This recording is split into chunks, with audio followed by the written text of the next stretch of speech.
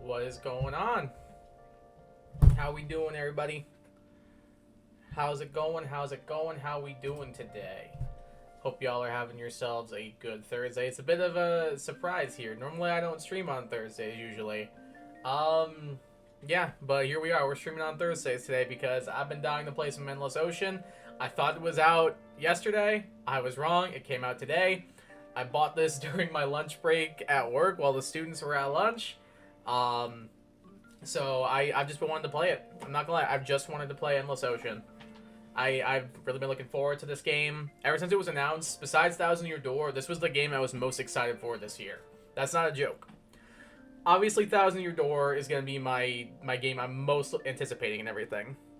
But what y'all might not know is I'm a gigantic science nerd. I love biology, I love the ocean, I grew up on the ocean, I love learning about it. So this game is just could not be more up my alley if it possibly tried. So because of that, I've been really wanting to give it a go, trying it out, have a nice little chill stream, a little bit of vibing, got a little bit of more of a low-key lighting going on, so hopefully y'all like that. Yeah, should just be like a pretty chill stream. That's kind of the goal at the moment. So hopefully, even though I'm not my normal loud, boisterous, whatever adjective you want to use to insert here, self, like, hopefully y'all still enjoy, because I'm really looking forward to this one. And the science nerd in me could not be more giddy to be finally saying I get to play Endless Ocean Luminous. So why don't we go ahead and jump right in.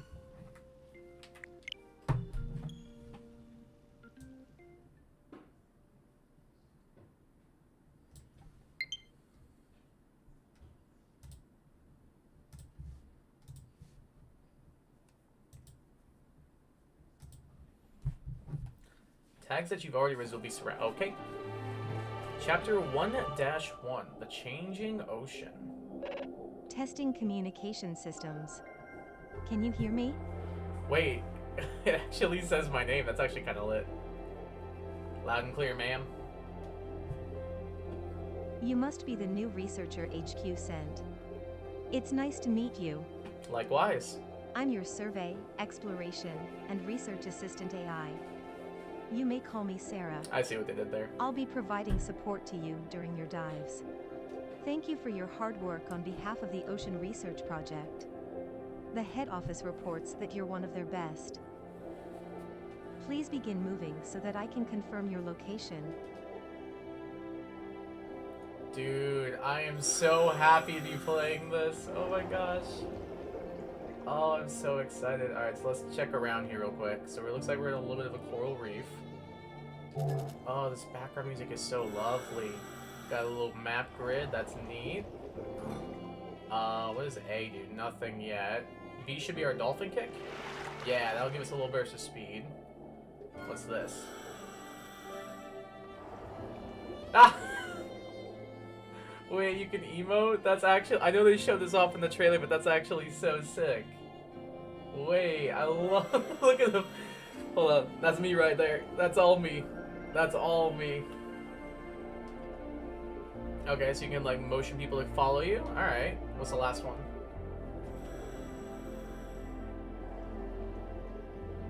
I love this already. This is wonderful. Oh, there's also, like, this stuff. Wait, does this mean, like, pirates, maybe? Interesting. The little squid with the sunglasses? That's so adorable! Wait.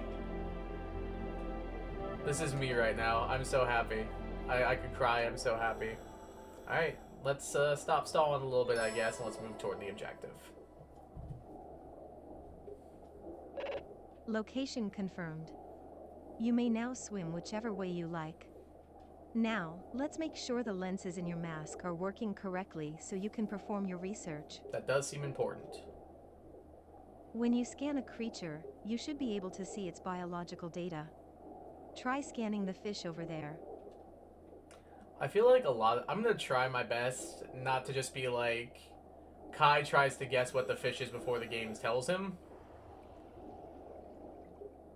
Alright, so I move like this. Oh, dude, this just feels so good. Alright, so... is this the thing I need to do? Or did I do that wrong? Is it this button? Yeah, that's the button I need. A hump head. Oh yeah, I've heard of these guys. I saw these at the aquarium Scan recently. successful. Note that if you keep holding the button, you'll be able to scan more creatures. When you scan a new organism, its biological data is transmitted to HQ. Scan more and more organisms to build up your reputation as a researcher. You know what they say, I want to be the very best like no one ever was. You might have noticed that after you scanned it, the light you saw on it disappeared. I'll get into why that happened at a later point. Is it just because I'm familiar with it now? Or something like that? This is the Veiled Sea, an ocean region whose topographical features are in constant flux.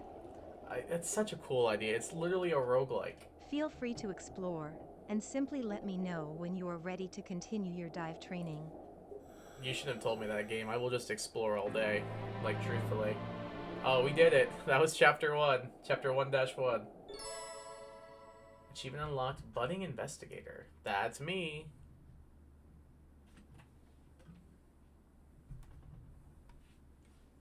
That was my nickname in high school, the Budding Investigator. For other reasons that you might be able to... I'm just joking. Chance to meet creatures that are difficult to find during dives. For a limited time, you're welcome to visit this special dive area, where you'll meet a wide variety of marine life, including unusual schools of fish and huge fish you've never seen before. I see a sea turtle. That looks like some kind of whale. I think that's a mola mola. And I don't know what the thing in the bottom left is. Let's check profile. Salute you. Fresh diver. We can edit our profile? Oh, we can control which one it is? Oh, we're doing the salute, man. They call me the Budding Investigator. So it looks like we get new stuff every time we clear stuff. And for when we examine certain things, we can do like rare dives. Oh, there's a lot of stuff to do. Wow. We can customize our guy. Like, can I swap out the colors and stuff? Yay! Oh, it costs coin stuff? Oh, that's okay. Well, let's see if we can pick out... Oh, we get these at later ranks. Interesting. So we have, like, ranks of investigators. And also achievements. Okay. That's kind of cool. I mean, truthfully, we're probably going to save up for maybe something like... Maybe not one of these ones. I kind of like that one, actually. I'm not going to lie. There's some interesting color choices, shall we say. But I don't think that's a bad thing. Oh, wait, I actually like this one. That one's pretty cool. Alright, what about stickers? Oh, this is like our little dude. Oh, and we can put it on our mask? That's so cool! Put it right there. Yeah! That's so cool! And you can unlock more? I love that. And then here's the emote. He's sitting. Ta-da! Dude, we need that emote. We need that emote, like, so bad, it's not even funny. We, like, straight up just need that emote. I, like, have to get that one. You can form a half heart. That's so adorable. Yo, there's mansplaining as an emote. That's pretty hype. Waiting around. Hurrah! Oh, the Wahoo's pretty good. The Wahoo is pretty good. I do like the Wahoo again. Oh, okay, we getting fancy out here. Alright, pretty cool. I like this a lot. Mystery board. What the? I guess it's called mystery board for a reason, because I have no idea what it does. Logs. It's just like logs of different creatures I've seen? Yeah. Humphead wrasse, largest of all wrasses. This species has a distinctly shaped hump in its head and a pale, complex color pattern. Since it is a curious sort, it tends to welcome attention by divers. It normally lives independently around coral reefs, but many gather during breeding season. Oh wait, there's an audio playback? I just read that for no reason. Humphead wrasse. The largest of all wrasses, this species has a Anyway, you get the idea. Salvage logs, so we can get like treasures and stuff? Wait, that's actually really cool. I love this. It seems like there's a lot of depth to it.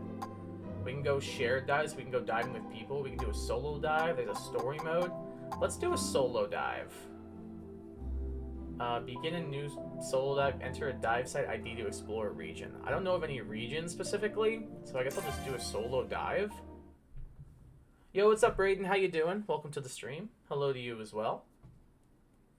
Bubbles in the distance may be a sign of another diver in the area. If you get close enough, you'll become temporary dive buddies with that diver. Scan creatures you encounter on your dives. You'll collect light from them. Okay. Whoa! Press and hold L to begin scanning any creatures in front of you. Creatures you scan will be marked with that thing. You can let go of L to observe any creatures you scan. Turn the main menu that way. Okay, cool. I just want to go scan whatever this is. Is that a humpback whale?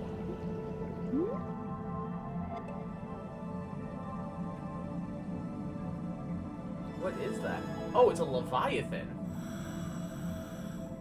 Dude. That's actually so cool. Look at him. Leviathan. A white sperm whale with a violent temper, known in these waters as the Great Ghost. Fishing crews have reported this creature ramming their vessels, making them capsize. Even killer whales are scared to approach it. Considering that albinos are usually weaker than other members of a species, its strength is remarkable. Despite these obvious dangers, some pursue it obsessively. Dude, that is really, really cool. I'll thumbs up that. I'll thumbs up that to myself. You can run into other divers online? It seems like it, man. It seems like it. Yo, look at him. He's got a thumbs up. He's got just a thumbs up. Let's go. How do I just remove that, though? Well, I guess he's gonna have a thumbs up forever. Dude, look at him. He's so cool. Can I scan him more than once? To, like, learn more about it? Leviathan. No, it doesn't seem like it. But yeah, apparently you can run into other divers if you do online dives. That's pretty cool. I thought I saw some, like, land we could go to over here. Let's go check this area out. Maybe we can bump into something.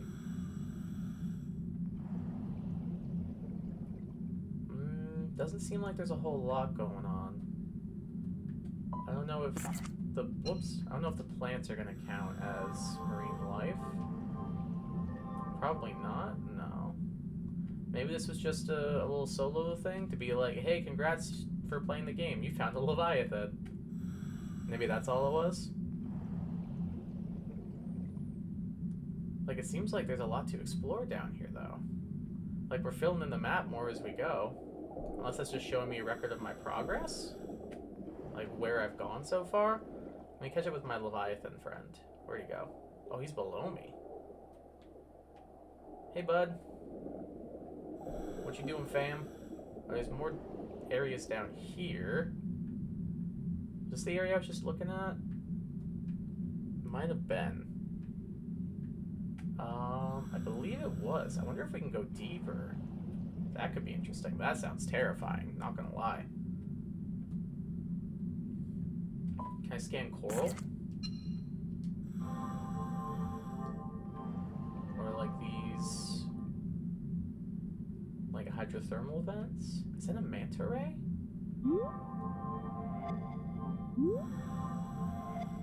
Oh, we got a couple of things here. The gold-eye rockfish. Gold-eye rockfish. This fish is easily identified by its pale red body and large eyes. It hatches its eggs inside its body, and its young are released only when they have grown to about 5 millimeters. It spends its first 120 days floating among drifting seaweed, after which it is able to live near the seabed. It moves farther into the depths as it matures. Very cool.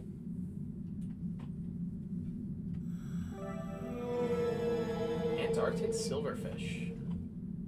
Antarctic silverfish.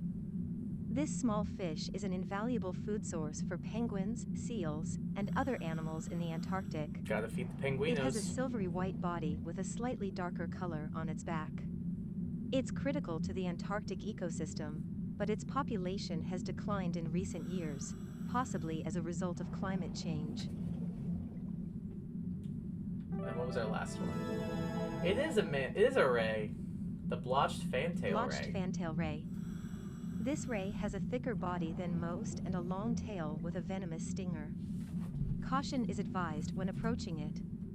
Some members of this species have a scattering of black blotches, while others are almost totally black. Dude, I love stingrays so much. I literally have a leopard stingray plushie on my couch right now. Wow, we've explored 1% of the area so far. Just let that sink in. Like, this is just 1%. Like, this little bit we've done so far, that's just 1%. That's kind of insane.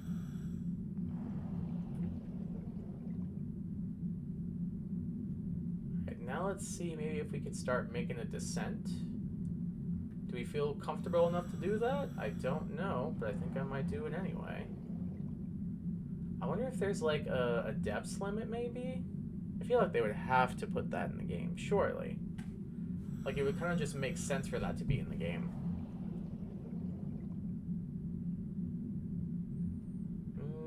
Let's just see what happens, shall we? I'm just diving straight down.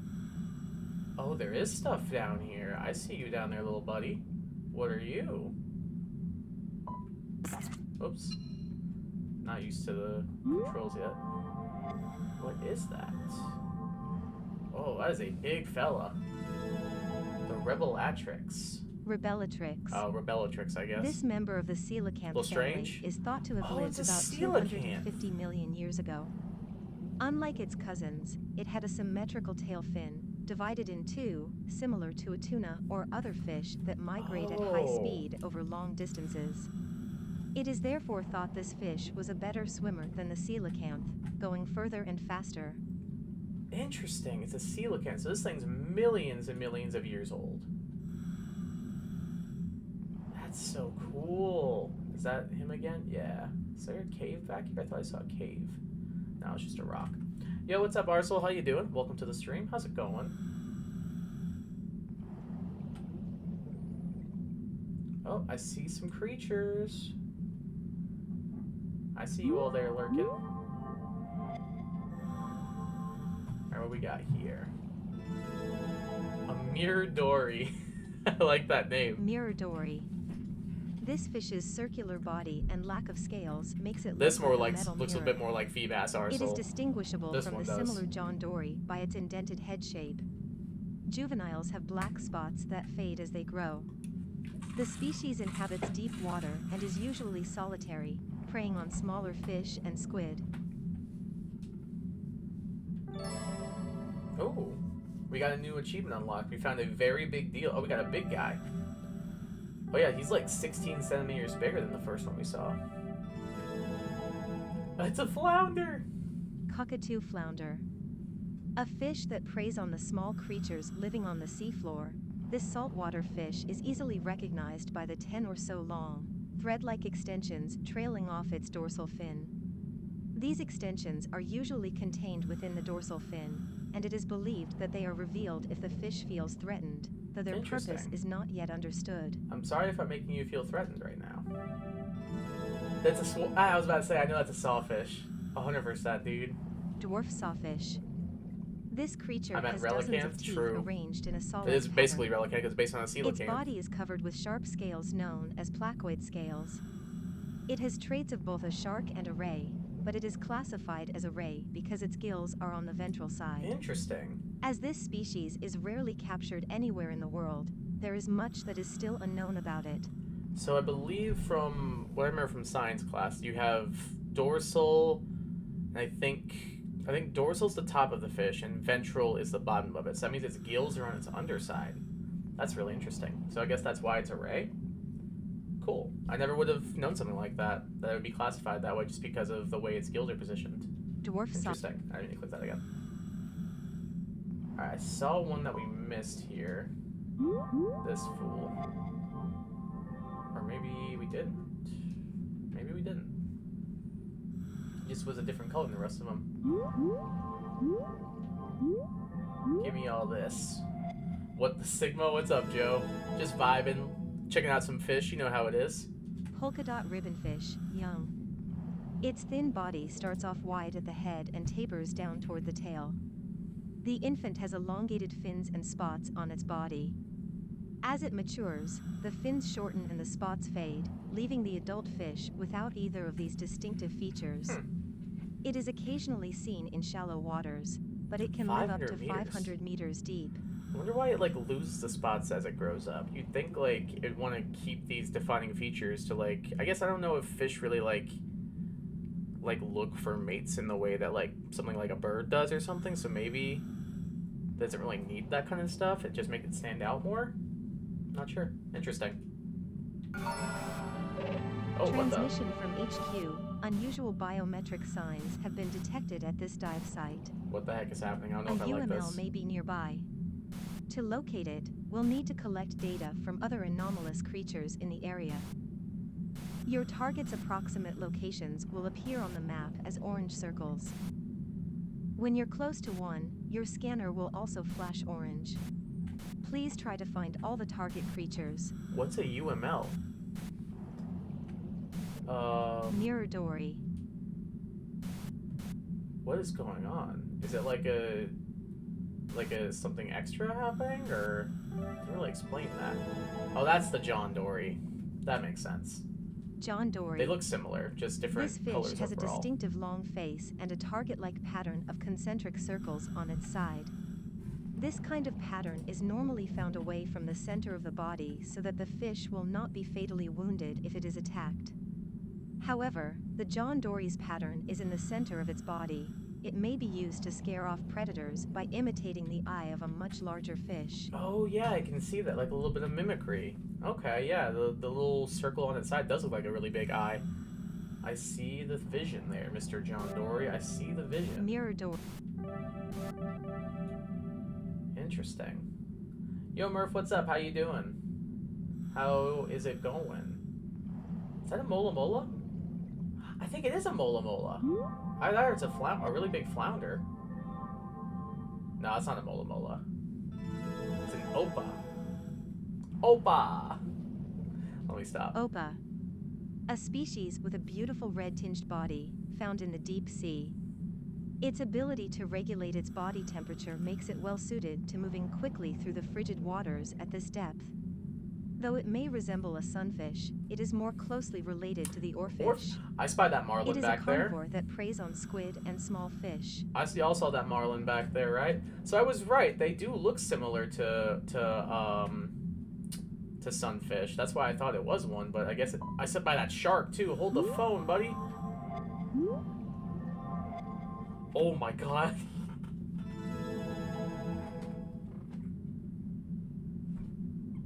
Guys, I think it's time to go to bed and stop playing the game.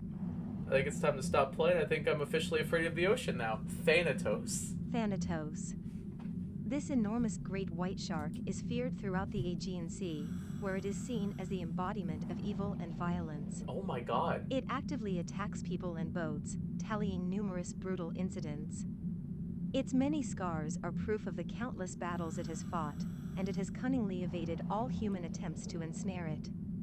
This creature is a monster born of years of ferocious fighting that can be seen all over the world, but only rarely. Should I be here right now? Like, am I gonna, like, click off this thing, he's gonna attack me? Anyway, let's check out the... Oh, it's not just a regular marlin? It says also has a name, I guess. Gungear. Gungnir. This monstrous sailfish is the talk marlin, of similar fishermen things. throughout the South Pacific. He is sly and ferocious and swims several times faster than any normal sailfish. Some fishermen tried to catch this monster, but they fell victim to his attacks.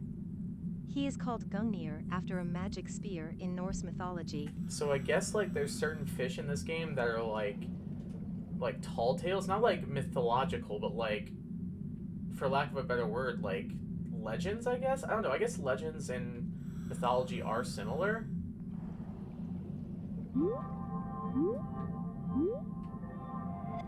Okay, I got Relibatrix again. That's a Molo Mola. That's a giant sunfish, baby. I know that anywhere. It's going fine. I did my physics test and it was fine. I just had to learn some things on the spot, but nothing that bad. There you go. That's not bad. Yeah, I'm not gonna lie, Joe. That Thanatos guy really scared the heck out of me for a second there. Not gonna lie. Having some shrimp tempura right now. I like that. Good stuff. Shrimp tempura is fuego. Giant sunfish. I A love these sunfish that guys. makes its home in warmer waters. It has a huge body with a hump on its head. It will eat small fish and plankton, but seems to especially like jellyfish. At times, this species has been seen rising to the surface and laying its body flat. This may be to remove parasites by exposing them to sunlight. These guys are so cool. This is what the Pokemon... This is what the Pokemon Alomomola is based on. A Mola, which is an ocean sunfish. They're one of my favorite fish. They're so cool. What was this last thing? A North Pacific right whale. Awesome. North Pacific right whale. It has an arched lower jaw opening into an enormous mouth, and bumps on its head that can be used to identify individuals. It uses the bristles in its mouth, Look at how its called mouth is baleen, shaped. to That's so filter interesting. microorganisms out of the water and eat them. So they're filter feeders. Because it takes a year for the female to gestate a new calf, this whale is quite rare, and efforts are being undertaken to protect the species. Not only is it a whale, it's a rare whale. Which, I mean, like, most whales are, but still. You found the devil. That's honestly kind of the perfect way to put it. I'm not gonna lie, Arsel. What the skibbity phantom tax sigma? Yo, you tell him, Mike. This is a cookie cutter shark, right? Goblin shark. Dude, I gotta brush up on my marine bio. Come on. These games ain't scary, fools. Honestly, I don't think this guy's that scary. I think he looks cool. Goblin shark. This shark has an elongated head, giving it a monstrous appearance. When it dies, its pale pink coloration changes to red due to congealed blood, before fading to a chestnut brown. Oh, that's a little creepy. It feeds from the ocean floor, protruding its jaws to swallow prey whole, looking yet more monstrous in the process. Imagine this is what you see before you go. I scream when you didn't say goblin shark. Yeah, that's on me. I should have known that, man. I don't know why I thought it was a cookie cutter instead of a goblin shark. Oh, I spied bubbles. What do we got here? A mirror. Sure.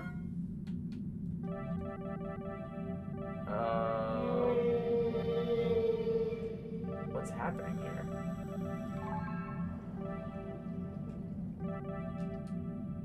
What do I do now? I just hold it? Does that do something for me? How does this work? How does that work? I'm not sure how that works. Interesting. Pastes. I think I've seen these guys already. Yeah, this is the ribbon fish.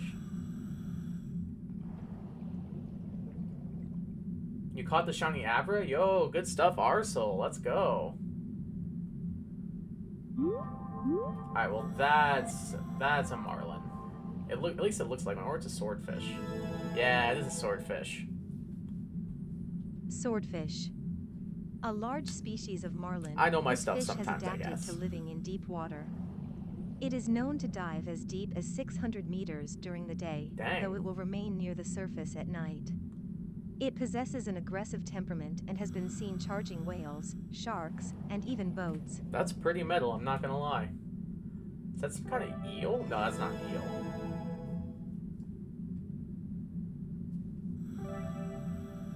Such a dope scientific name. This guy?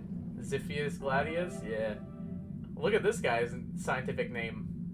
Axelrodicithus? Axelrodicithys? Axelrodicithys lavicati, I want to say is how you pronounce that? Axelrodicithys. Axelrodicithys. This giant coelacanth lived during the late Cretaceous period. It was the largest of all coelacanths, at a total length of about 3.5 meters.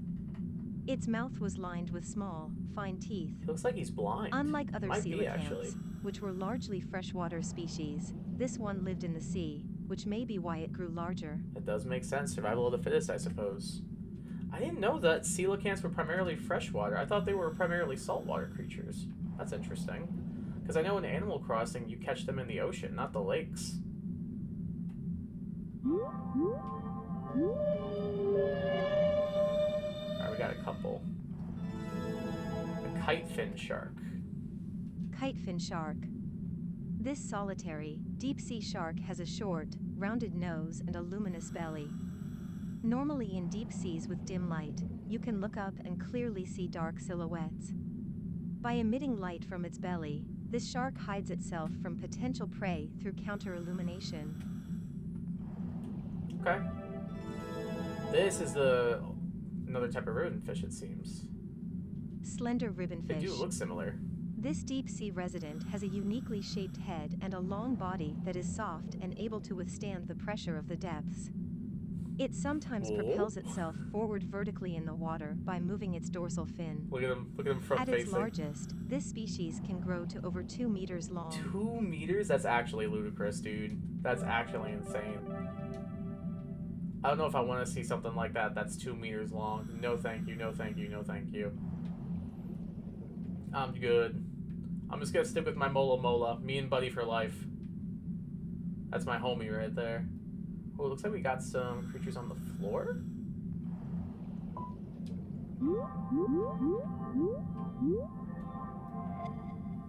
Where are you, buddy? A long-nosed lancetfish. Long-nosed lancetfish.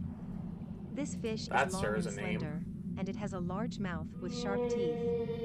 It has a fleshy protrusion to the rear of its dorsal fin, known as the adipose fin, whose function is unknown. Huh.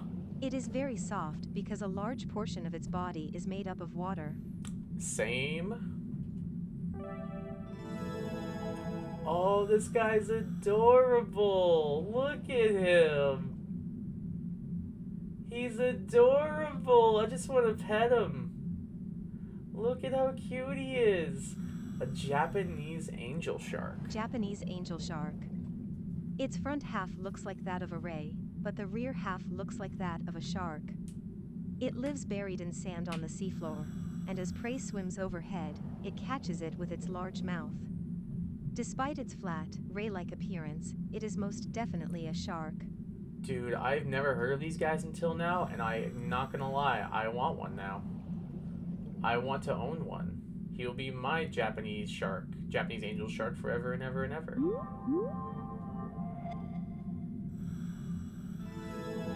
Oh, look at how little this squid is! He's so little! Flower vase jewel squid. This squid lives in the deep just waters a little of the guy. ocean and has bioluminescent organs all over its body. Its left and right eyes are different sizes, and it typically swims with the larger left eye angled upward. It is believed that the left eye, which has a yellow lens, is capable of detecting creatures that would otherwise be camouflaged, while the smaller right eye is used to search for prey below. This species appears to be prey to sperm whales, based on how often it is found in sperm whale stomachs. I don't know why, but I thought sperm whales were filter feeders. Maybe it's just like an accident they end up in sperm whale stomachs.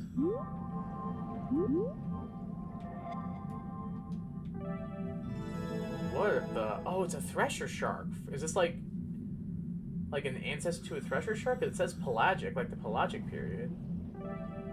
Pelagic thresher. The upper half of its caudal fin, almost the same length as its body, is used to swim and also to hunt. It Oh, I hunts guess it is fish still or around squid today. into one place Interesting. and beats them by swinging its tail furiously before eating the weakened prey. It is said to be docile and is unlikely to attack a human unless provoked. Yo, thresher sharks are so sick, man. Oh, we got another shark right here as well. What are you, bud? What kind of shark are you? That's a great white? It looks a little small to be a great white. Great white shark, leucistic.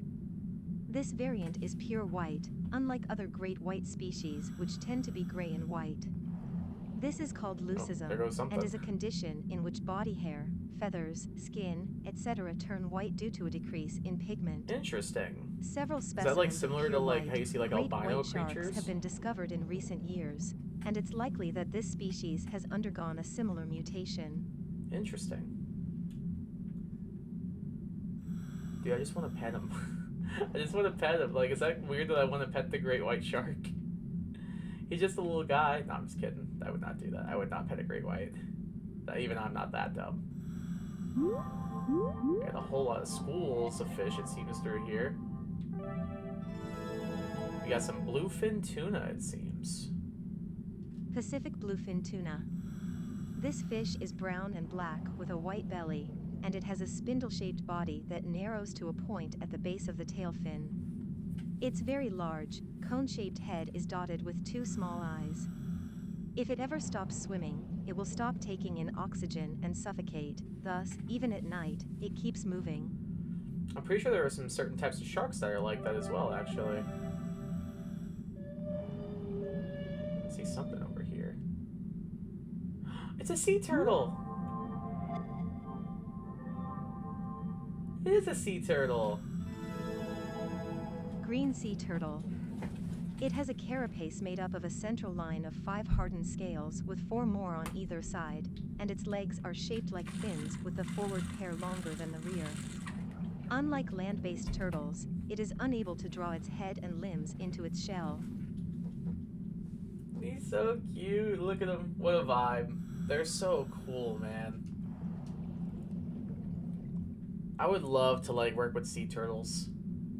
Like, as much as I like being a teacher, I'd probably quit for the opportunity to work with sea turtles, I'm not gonna lie. Did I already check you out? Yeah, you're that one type of whale we saw. Is that a nautilus?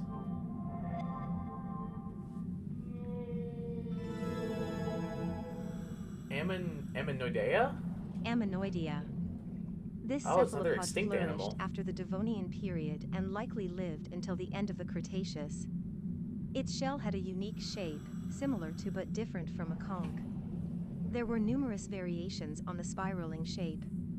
It was preyed upon by many fish and was a valuable food source for a lot of species. Dude, he's so cool looking. Oh my god.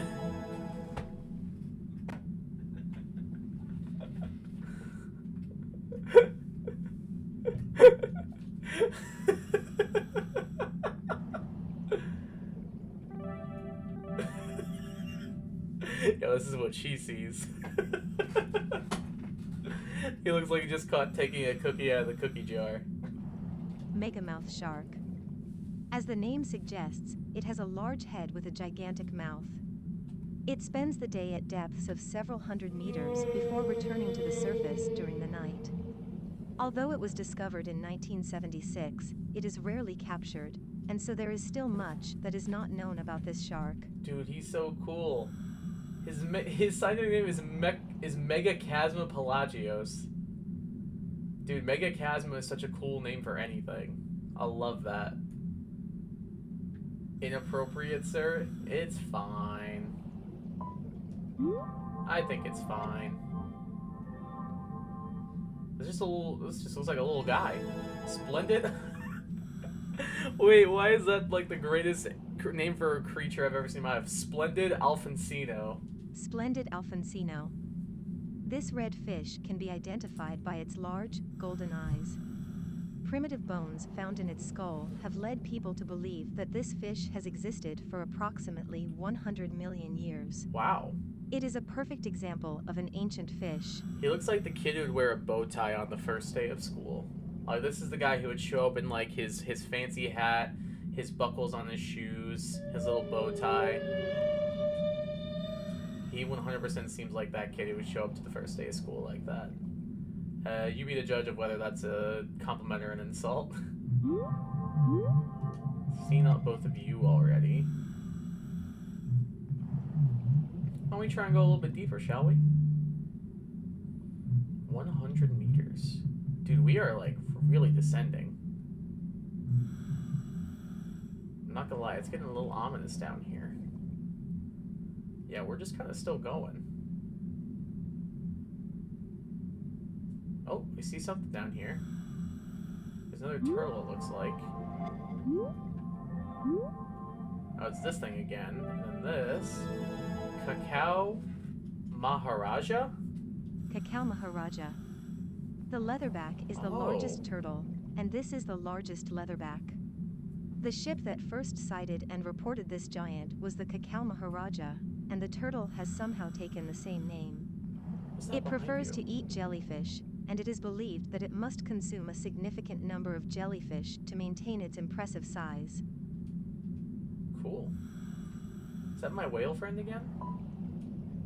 That is, but it doesn't matter because there's a manta ray right here. My king.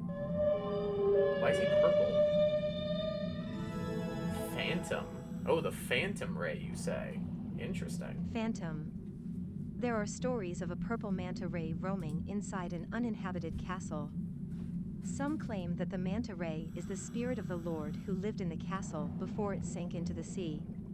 It does not appear that this species is actively seeking prey. Instead, it just appears to be wandering a bit aimlessly. Could the stories be true? It is hard to say. That's really cool. I like that they're taking different stories, myths, legends, mythologies from around the world and incorporating it into the creatures that you find in this game. I really like that. I think that's really neat. I will say I'm a little disappointed that it's not more spread out. Like it's a little. I don't really like that I'm finding so many of these back to back. But just getting to learn about the different legends and myths passed around the world, I guess, is pretty cool. So I'm not really complaining that much about it.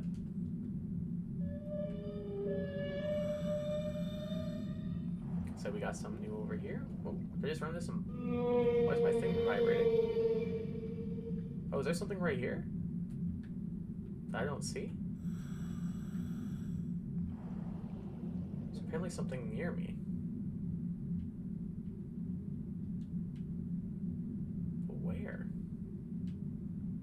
I don't see it. Like, I keep getting an indicator that there's something around here. Where is it? Is it like under the rock? I don't know of a way to move rocks in this game yet, if that even exists. Oh, it's a sunken ship! Is that the Phantom? Yeah, it is. There's a sunken ship down here. Oh, we are totally exploring this. What the heck are you? Oh, it looks like you're the previous guy's bigger cousin. Like, this is his big brother. Endoceras. This Is an ancient nautiloid, nautiloid yeah. is believed to have lived between the Ordovician and Silurian periods. With a shell that could grow up to 5 meters in length, it was smaller than the Camarasaurus but shared many other traits with that species, including a similar diet and hunting style. It is possible that the two creatures shared a taxonomic group. Baller. What we got here? Oh. The prickly dogfish. Prickly dogfish. I didn't even see him This there. rarely He's so seen little. deep-sea shark stores oil in its large liver to improve its buoyancy and help it swim. It has a raised back, 2 dorsal fins, and skin covered in fine placoids that almost resembles a cheese grater. Bro, It is thought so to cool. eat the eggs of cartilaginous fish, but details are scarce. He's just a little guy. Blunt-nosed 6-gill shark. I mean, when it's right, it's right. He do got a blunt nose. Blunt-nosed 6-gill shark. This fish has characteristics of ancient sharks, such as a single dorsal fin and 6 gill slits. Its snout is connected to its skull at 2 points. which gives its jaw less freedom of movement than other modern sharks' jaws. Oh, he just whipped it around. It also has beautiful green luminescent eyes. I did notice that. It lives at depths of several hundred meters, rising to the surface at night. Alright, I think we got all those. Did I miss these guys? I did miss this guy. Oh, I thought it was a whale shark. I was about to get so excited. Hi! Basking shark. This is the second largest shark after the whale shark. No wonder I thought it was a whale shark. A slow plankton eater, it is not aggressive toward humans, though it is known for its large, usually open mouth, which can be alarming. I mean, so am I. It is a social fish, often forming small groups, but occasionally much larger groups of up to 1,400 individuals. Wow, that's crazy that they form like a pack of like 1,400 of them? That is wild. Pretty sure I've looked at you guys. I've looked at you. Alright, let's go explore this pirate ship. I've kept y'all waiting enough.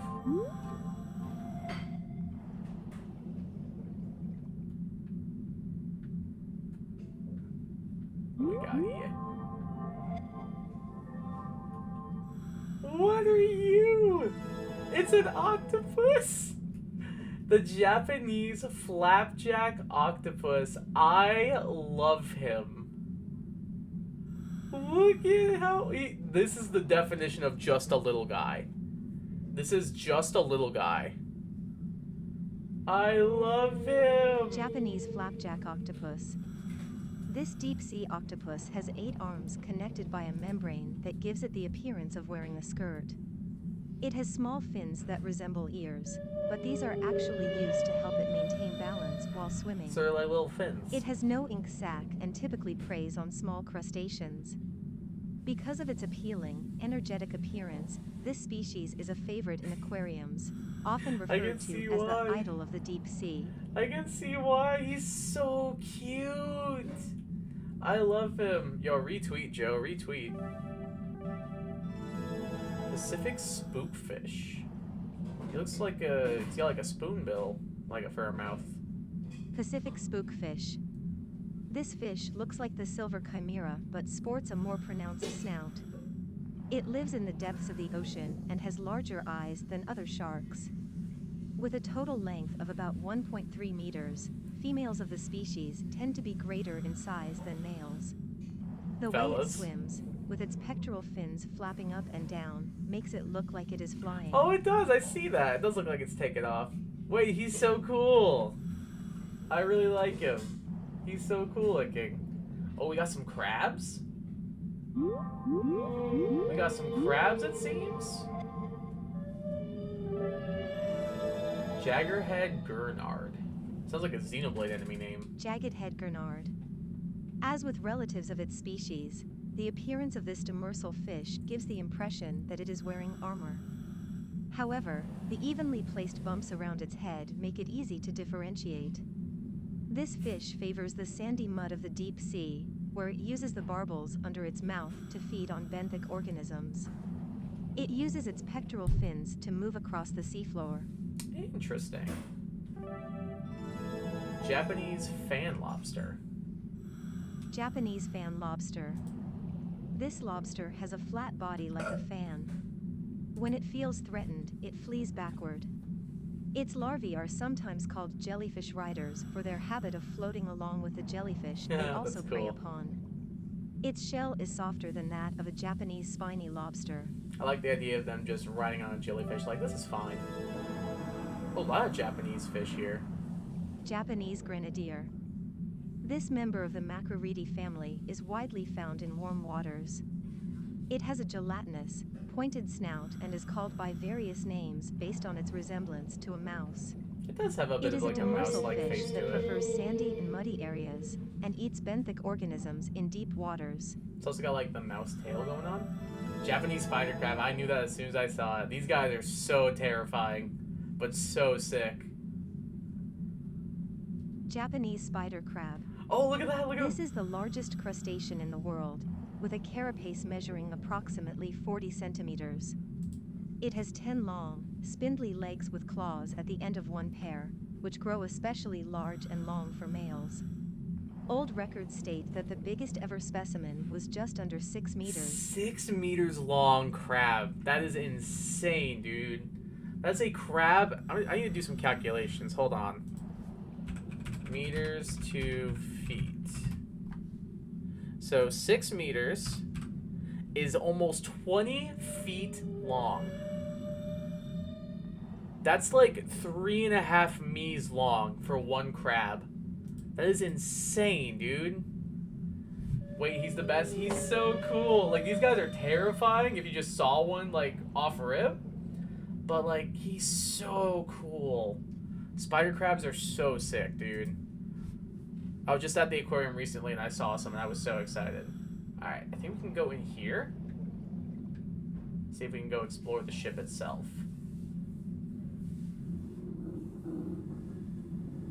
It's larger than I would imagine. If it were larger, it'd definitely become a predator to humans. Oh yeah, most likely. Like, it is a big crab.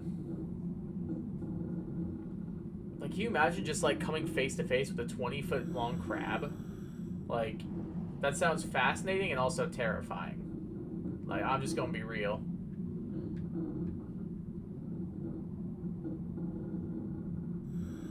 Is there really nothing in the pirate ship? I thought I was doing a good.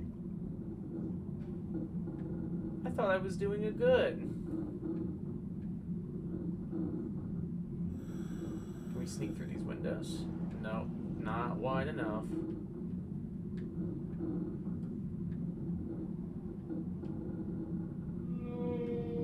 Pretty sure I've already seen you. Yeah, you're just swordfish. Got some benthic vents here. Why is my stuff beeping? Where are you, little bud?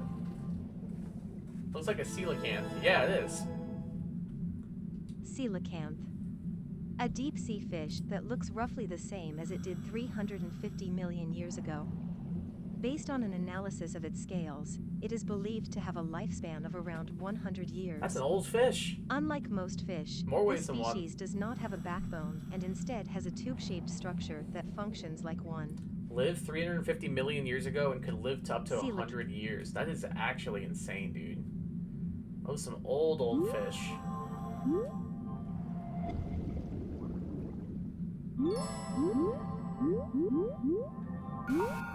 Oh, what do we got here? A large something? Oh, it's another one of our weirdo guys. Popeye Grenadier. It's another one of the weirdo dudes. Oh, it's another Ammonoidea? Ammonoidea. Yeah. Right. This white-shelled version of an ammonite was quite rare. The shell itself had a partition, and the wavy patterns inside are called suture lines. These suture lines are beautiful Look at the and spider crab in the complex, background. That's similar me. to those of That's chrysanthemum me right there. leaves, which suggests that this was a member of a species that lived near the end of the Jurassic period. Ammonoidea. Wait, what is he? He's so cute. Look at him. Echinochimera. Echinochimera. This small fish lived during the early Carboniferous Look at period. him. It is also said to have been a hedgehog-like silver chimera, and had spines growing near its head and on its back. The horns on its head were probably venomous. The male was about twice as large as the female, and its diet was probably based around crustaceans and shellfish from the ocean floor. I love him. He's so cute. This is like an angelfish, yeah. The banded angelfish, to be exact. Banded angelfish. A primarily white fish with a black line running from over its eyes to the end of its tail fin. On closer inspection, a white border can be seen around this line and the black areas on its anal and tail fins. A nervous sort, it often hides on ledges or in caves. It eats sponges, fish eggs, and algae.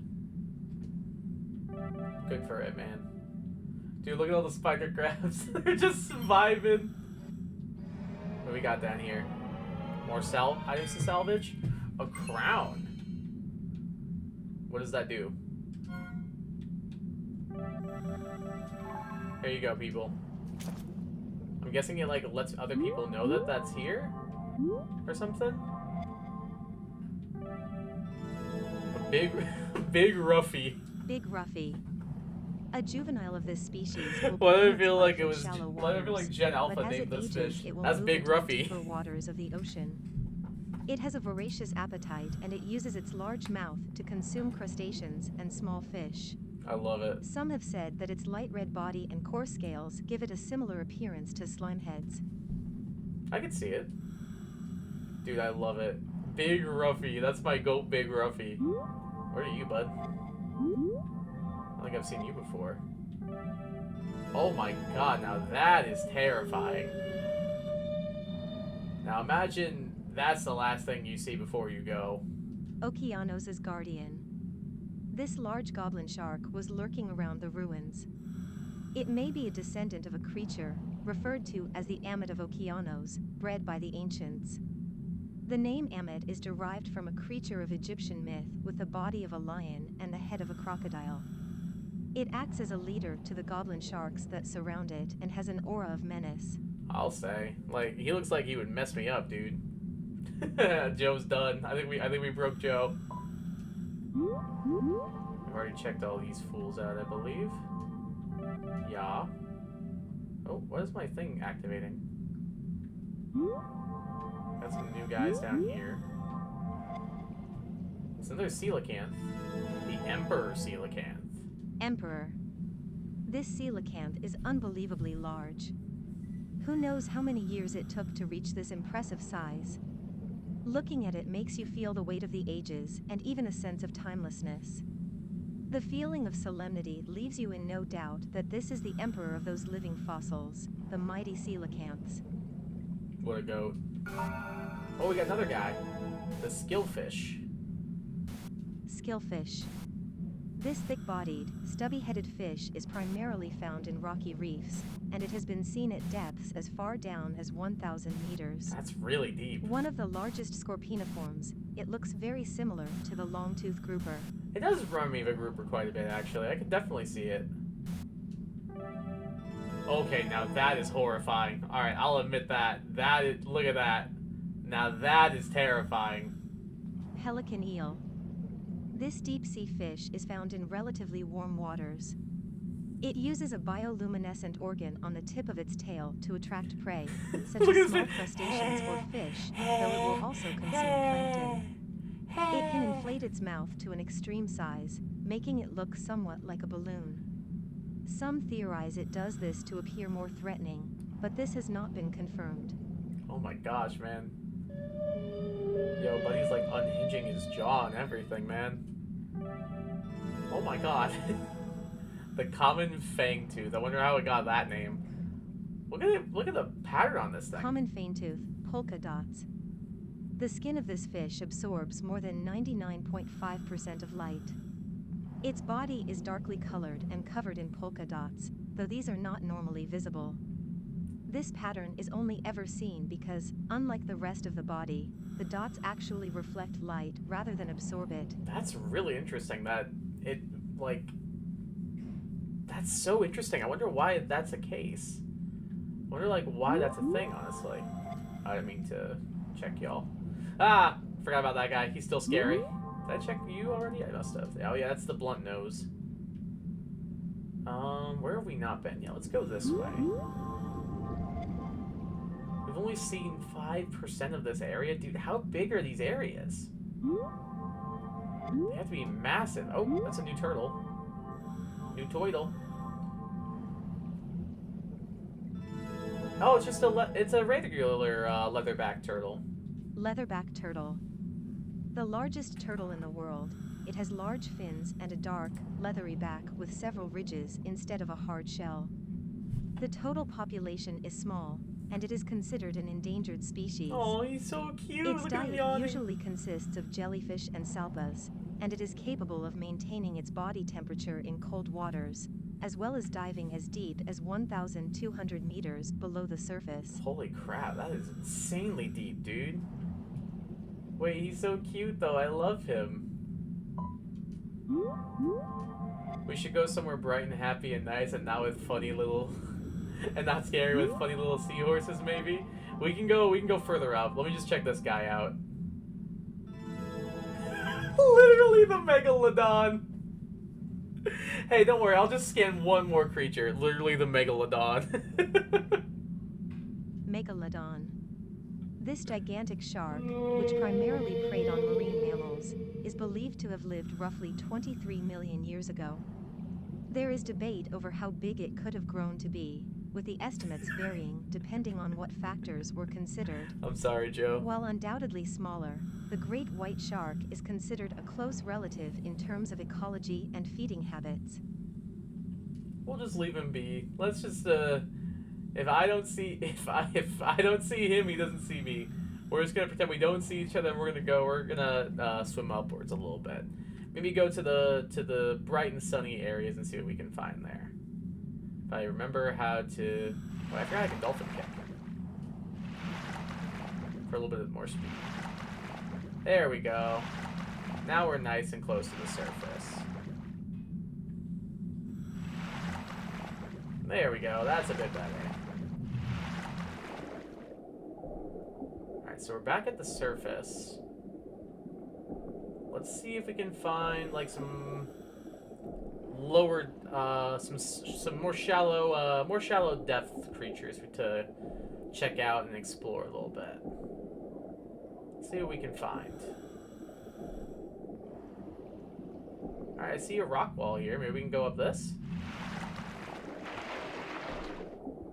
Maybe not. Oh no, we can. Yeah, here we go. Yeah, isn't this better? Isn't this better, Joe? Isn't this better? How's this? Yo, what's up, Blake? How you doing? Welcome to the stream. How's it going? The flame angelfish. Flame angelfish.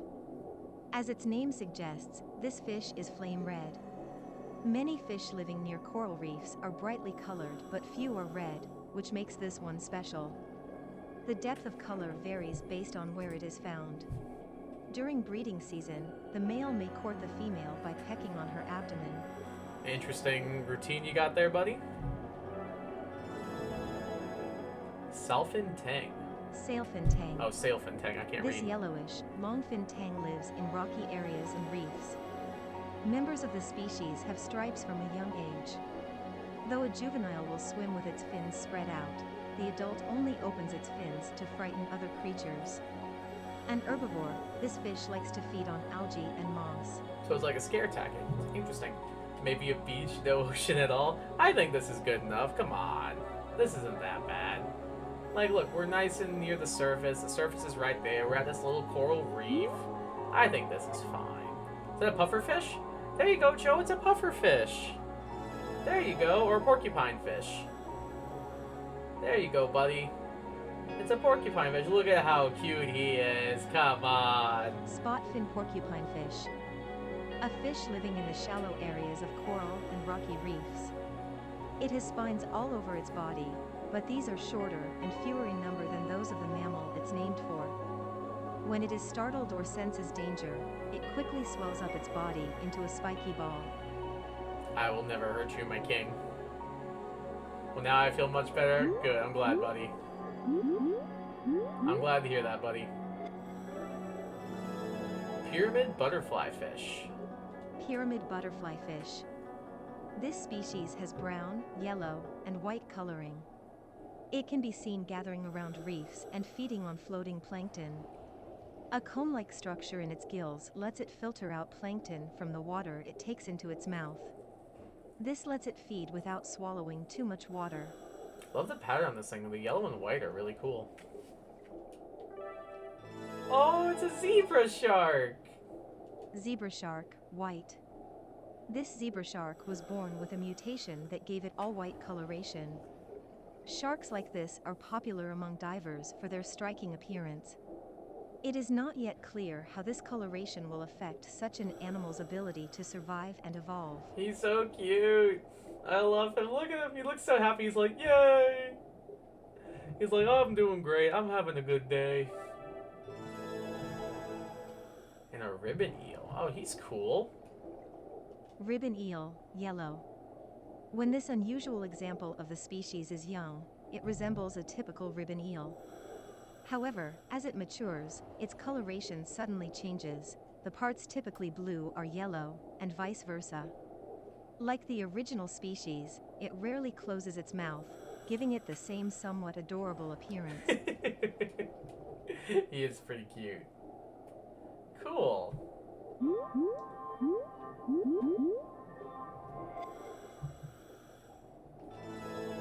The multicolor fin rainbow fish. Multicolor fin rainbow fish, male. Most Oh, of the specifically species the male, are born as excuse me. females, but some change into males. Oh, they're After becoming hermaphrodites. male, it initially looks like the females and can blend in with them. Then, when the females spawn eggs, the disguised male fertilizes them to create offspring. A matured male is green and about 34 centimeters long. A real life shiny? Yo, true. We got real life shiny Pokemon here. Oh, it's a Gobi. These guys are cool. I like Gobis a lot. Yellowfin goby. A typical goby with a cylindrical body and a pale abdomen.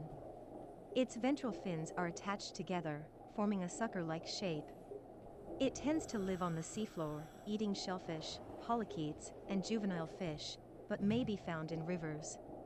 Both the male and the female die after spawning. No comment. Another porcupine fish. Long-spine porcupine fish. A spiny fish living in coral and rocky reefs. Like a pufferfish, it can swell up its body, giving it the appearance of a chestnut burr. It has about 300 to 400 spines in total. In adulthood, it is often solitary and carnivorous, preying on crustaceans, mollusks, and benthic organisms. Sick. It's a stingray! Hooray! Oh my god, he is adorable. I just want to pet him. I want to pet him so bad. Six-gill stingray. A ray with a very long snout. Actually, they're Usually fish too? appears What did in I the say? deep I have no idea what but I is said. occasionally seen at shallower depths. Whereas most rays have 5 pairs of gill holes, this species has 6. Its body exhibits a gelatinous texture typical of fish living at the deepest depths of the sea. Notably, it also possesses the ampullae of Lorenzini organs, which let it detect prey based only on vibrations in the water. That's so cool. God, stingrays are the coolest animals ever. I'll say it. I'll say it. I'll say it. I was trying to show off their yeah, because their gills are underneath their body. Like, they're on the ventral side of their body. Is this game not narrative like the last one? Oh, I'm just exploring. There is a story mode, though. We'll do that in a second. Spotted knifejaw. As a juvenile, this fish has a coarse pattern on its body, but as it matures, the spots become finer, like a leopard's. Its body also becomes taller, and its mouth more oblong. The fish is a carnivore, using its beak-like mouth to chomp into animals like crustaceans, sea urchins, and mollusks. Nice. Good one to end off on. Alright. So I think if we just go into end dive here, that'll let us exit.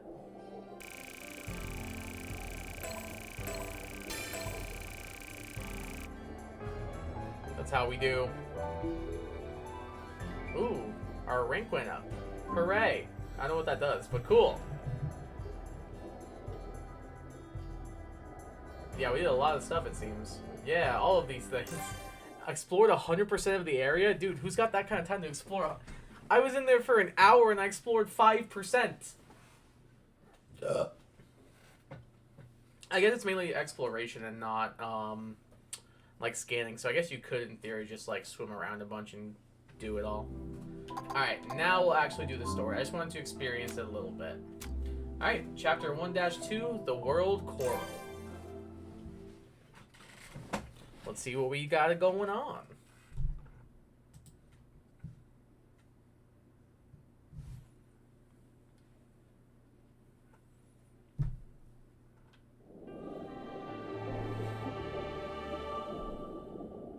It's supposed to be like a pun on like the world tree. We've arrived at the canyon.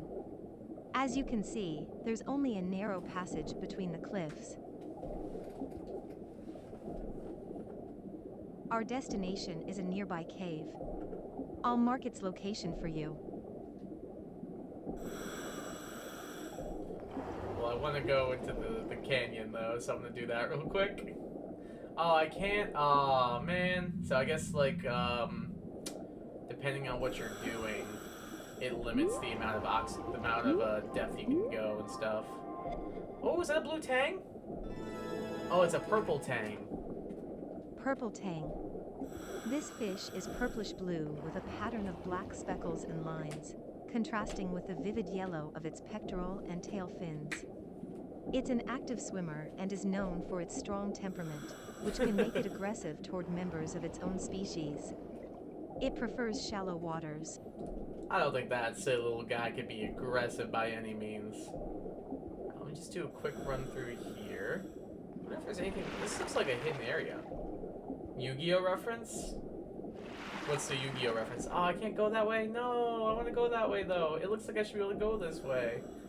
Fine, I'll do the actual objective. I thought that was like an upside down tortoise shell for a second. Down currents tend to occur in areas like this that have steep drop-offs. A down current occurs because the water is actually falling into the crevice toward the seafloor. That's really interesting. Isn't nature fascinating?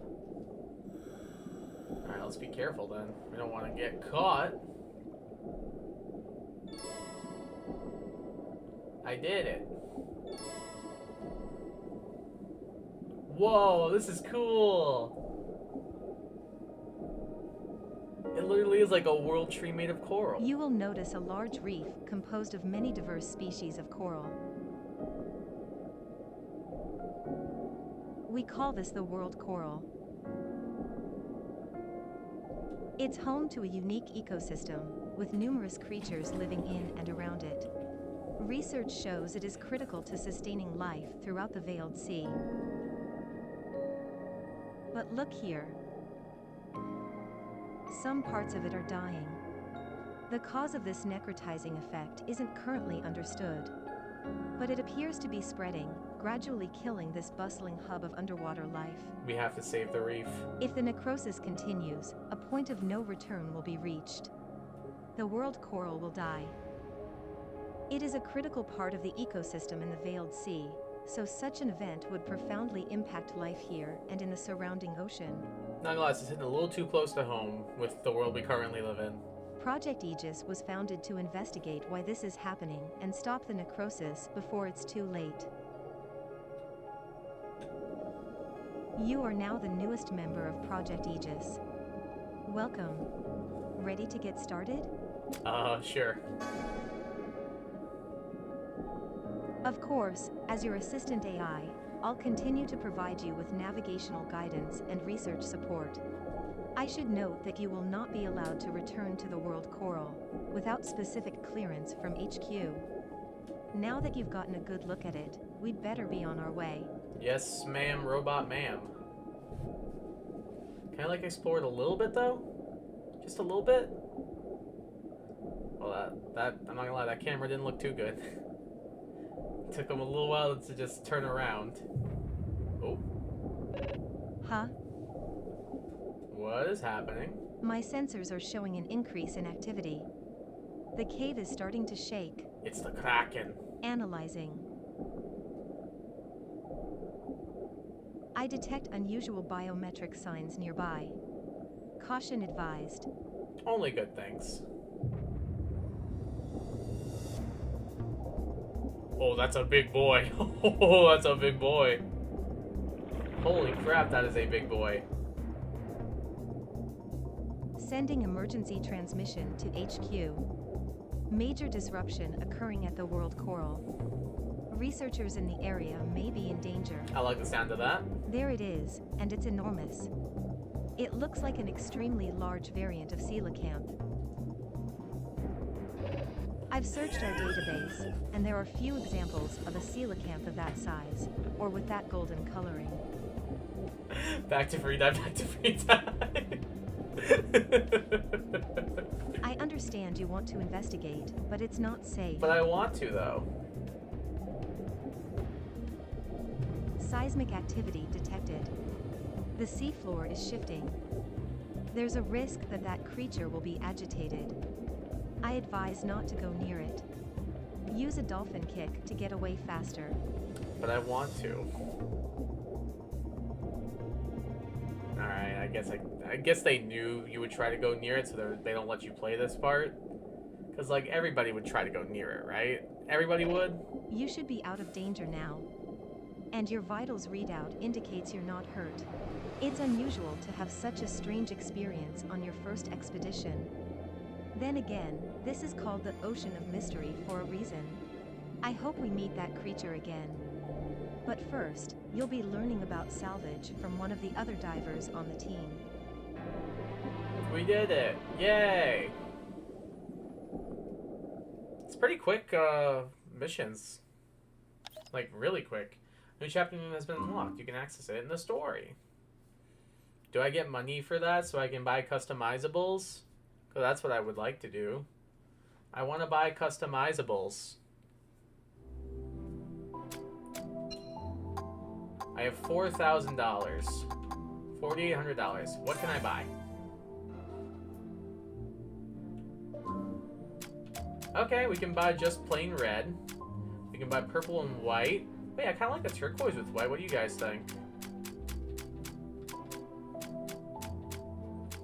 A lot of the cool ones are locked behind ranks. I think for now, honestly, I really like the brown and white.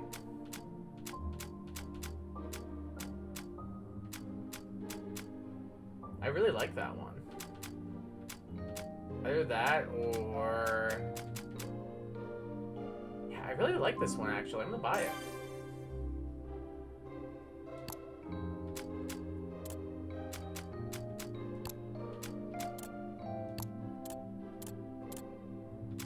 So can I, like, customize certain parts? Oh, you can customize individual parts. That's neat.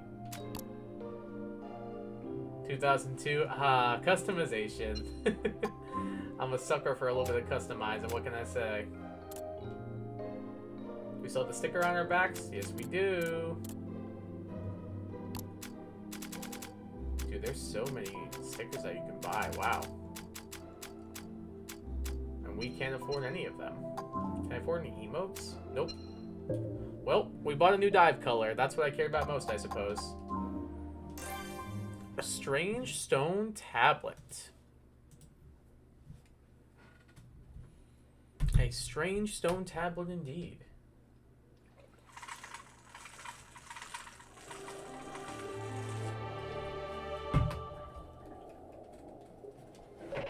HQ reviewed our data and confirmed the creature we saw last time was a new species.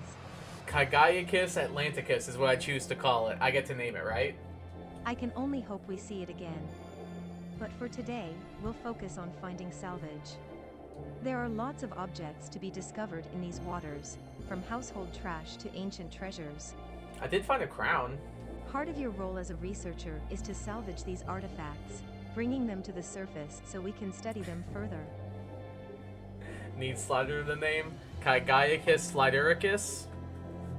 To help you learn, you'll be joined by another diver. Here he is now. There he is. What's up? Hey, name's Daniel. I already know yours, Kai Guy. Heard you got pretty shook up. Daniel is one of the most senior divers on the team. He's very knowledgeable about the Veiled Sea. That's good for me. Shall we get started? As Daniel would no doubt tell you, if we the paid best for a way voice to find actor for him. salvage is to look for glowing objects on the ocean floor. How we make it interesting? A friendly competition. You're new, so I'll try not to embarrass you too bad. Find salvage before Daniel does. I will try my best. I did it. A wooden bracelet. Let's mark it with the squid. I did it. Salvage found. No voice Well done acting? Is this spotting Pokemon? I mean, we've got the AI. We've got the AI chick. Hey, you got Instinct, so that's why you're Rookie of the Year. Won't stop you from getting smoked. I got a nose for treasure. Just watch. Transmission from HQ. We've been asked to relocate to the northwest and search for salvage there. So this way?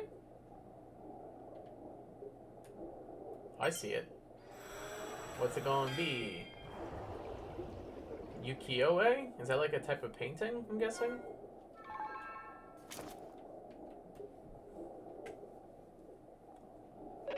Salvage found. It seems the harder something is to find, the more valuable it is. Oh, and I bet you that thing that I had to move the rock to find is probably extremely valuable. All I found was a piece of junk. Not my best day. HQ has granted permission to search in the northeast. Please continue looking for salvage. Yes, AI Overlord. Dolphin kick away. I see that over there.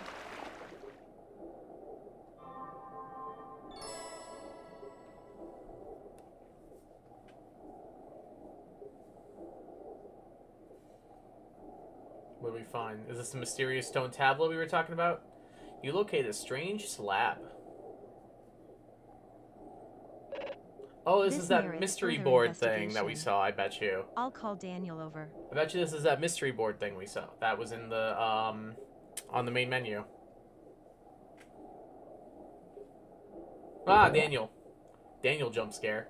Ha, a cutting board. Nice, and I thought my haul was bad. It appears to be a stone tablet, a very old one. The square patterns suggest it might be a chessboard. I'll cross-reference against the database and try to provide further analysis. Please stand by. I wonder what this is gonna be. Is this gonna be like another way to get cosmetics or something different? Surveying, compiling. Result found, 74% match. This appears to be a relic of the Oans people who perished tens of thousands of years ago. What's it do? Did you just the Oans? You're kidding me. Little is known about the Oans, but it's said they built a thriving civilization on the Veiled Sea. Good for them. In legend, they are referred to as the Guardians of the Sea, Lugia? an advanced people who lived in harmony with the ocean. A certain treasure, Oana's treasure I've been trying to find for years. If this is it, heck, you and your beginner's luck. The value of a genuine Oans artifact would be immeasurable. You know what that means, kid? That could be actual treasure. Request received from HQ. We've been asked to bring the tablet back for study.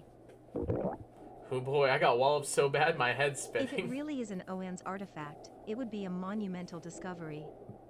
HQ will confirm and provide compensation accordingly. That's what I like to hear. I got cosmetics to buy. Chapter 1-3 completed. That's what I like to hear, man. I got some emotes to buy. I need all the V-Bucks I can get because I got stuff in the store I want to buy. New chapter has been unlocked. Daniel's more likable than most modern game NPCs, to be honest. I mean, true, you ain't wrong. I stand, Daniel. The mystery board. Oh, this is probably where I learned about the mystery board. That was in the main menu. What's it gonna be? I'm actually curious what they're gonna do with this thing. Like, maybe it's like a secret objective kind of thing? If they're introducing it in the main story, maybe not. Good morning. I hope you were able to get some rest after all the excitement yesterday. Today, I'll be teaching you about tagging. Okay. Tags are a useful way to communicate with other divers, but they can also help you navigate around in the ocean. Let's start by tagging a creature. Scan one and select the tag you want to apply while focused on Oh, it. I think I've done this already. I'm pretty sure I've been doing this kind of stuff already. Stark's Demoiselle? Stark's Demoiselle, Oh, Demoiselle. easily recognized by its beautiful dark blue coloring with a yellow stripe running from the tip of its mouth all the way along its back. Unlike other damselfish, it tends to live in deep water reefs and coral reefs. It is very wary and will conceal itself amid the rocks when it feels threatened. It's gonna be like Mystery Dungeon where you put the rock in a bigger rock and it goes and does some nonsense. Yo, the keystone to get to the what's it called? What was it the Sacred Land was the name of it? The dungeon you had to go to? We'll tag the sailfin tag, why not? Let's tag it with a sun. Tag successfully applied. You'll be able to keep track of this creature's location on your map. Okay. What does that do for me, though? Tags can also be attached to salvage. Let's try it. I did see that. I did that as well, There actually. appears to be salvage in that area. Tagging with the soy face. A little late for that.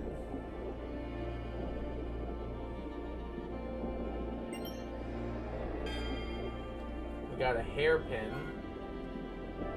We can do the soy face. Tag successfully applied.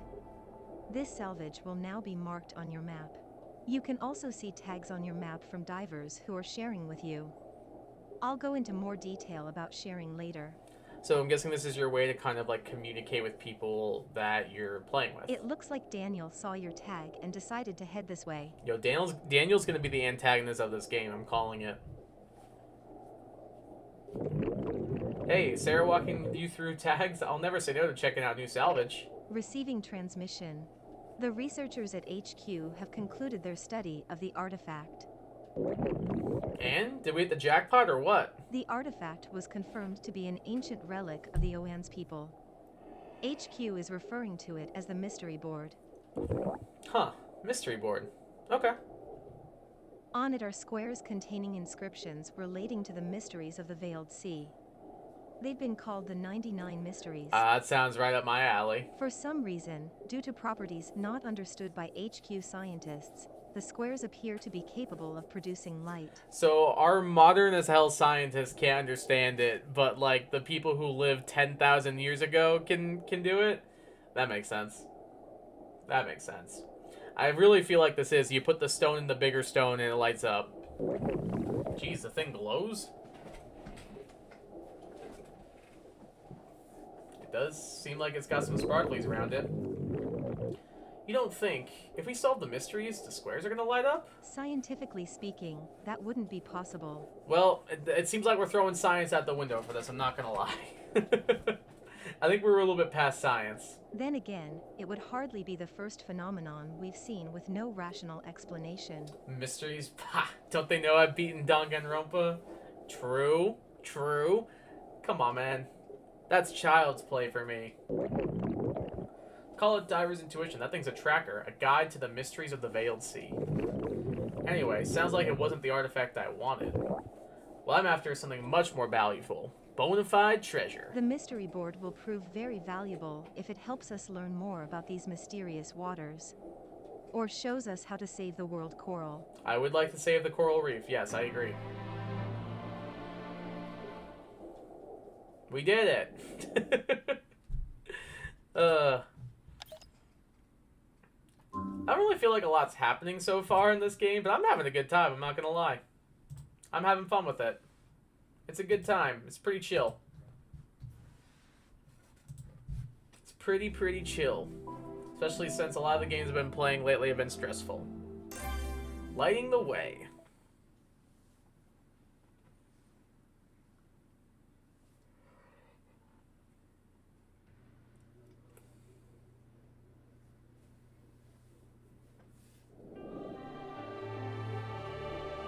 Chapter 1-5, Lighting the Way. Hello there. I see someone has decided to join us for your last day of training.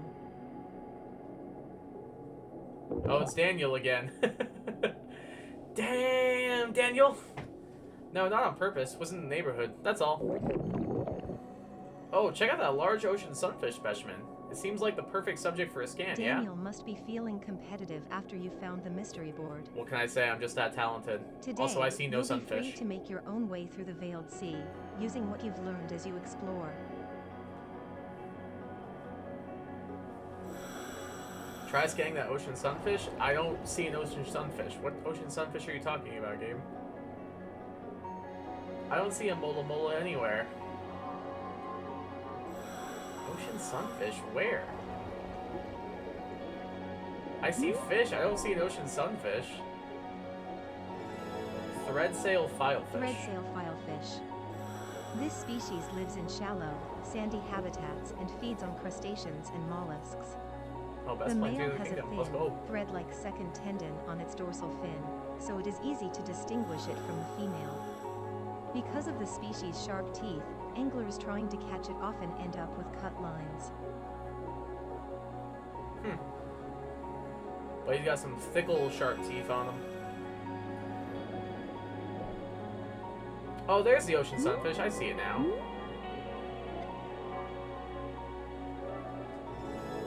There we go. Mola Mola, my king! I love Mola Mola. You may notice that creatures are easier to see after you scan them, since the shroud of light around them goes away.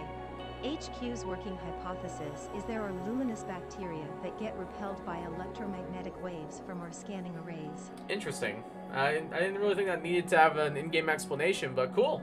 This process is known as collecting light. Hey Rapture, how's it going? Is your birthday? Happy birthday. Ocean soy fish. Yo, true. That's my king. Right, you take the light away so you can get a good look at the fish. So that's our job, basically. Transmission from HQ. We have updated information about the status of the world coral. I'm all ears. Let me know how to save the coral.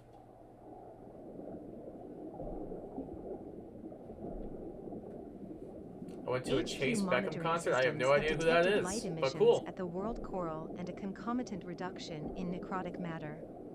It seems that somehow, light is returning to the world coral and restoring it. We did it! Huh, light healing coral? That's a new one. The Ocean of Mystery strikes again.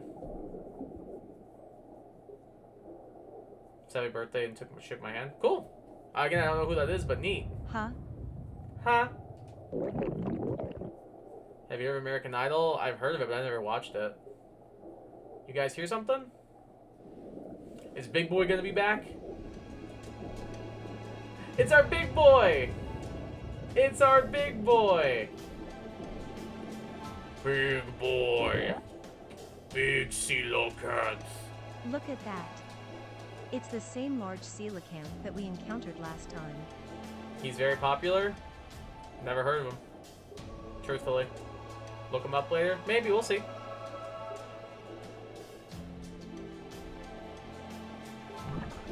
What are you doing? Get out of there, cat guy. Maybe he's friendly.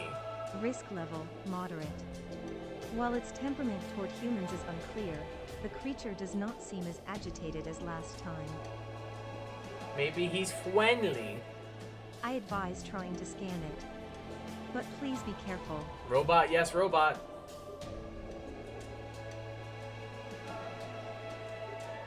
I will be cautious. Where'd he go? Where is he? Where the heck did he go? Oh, there he is.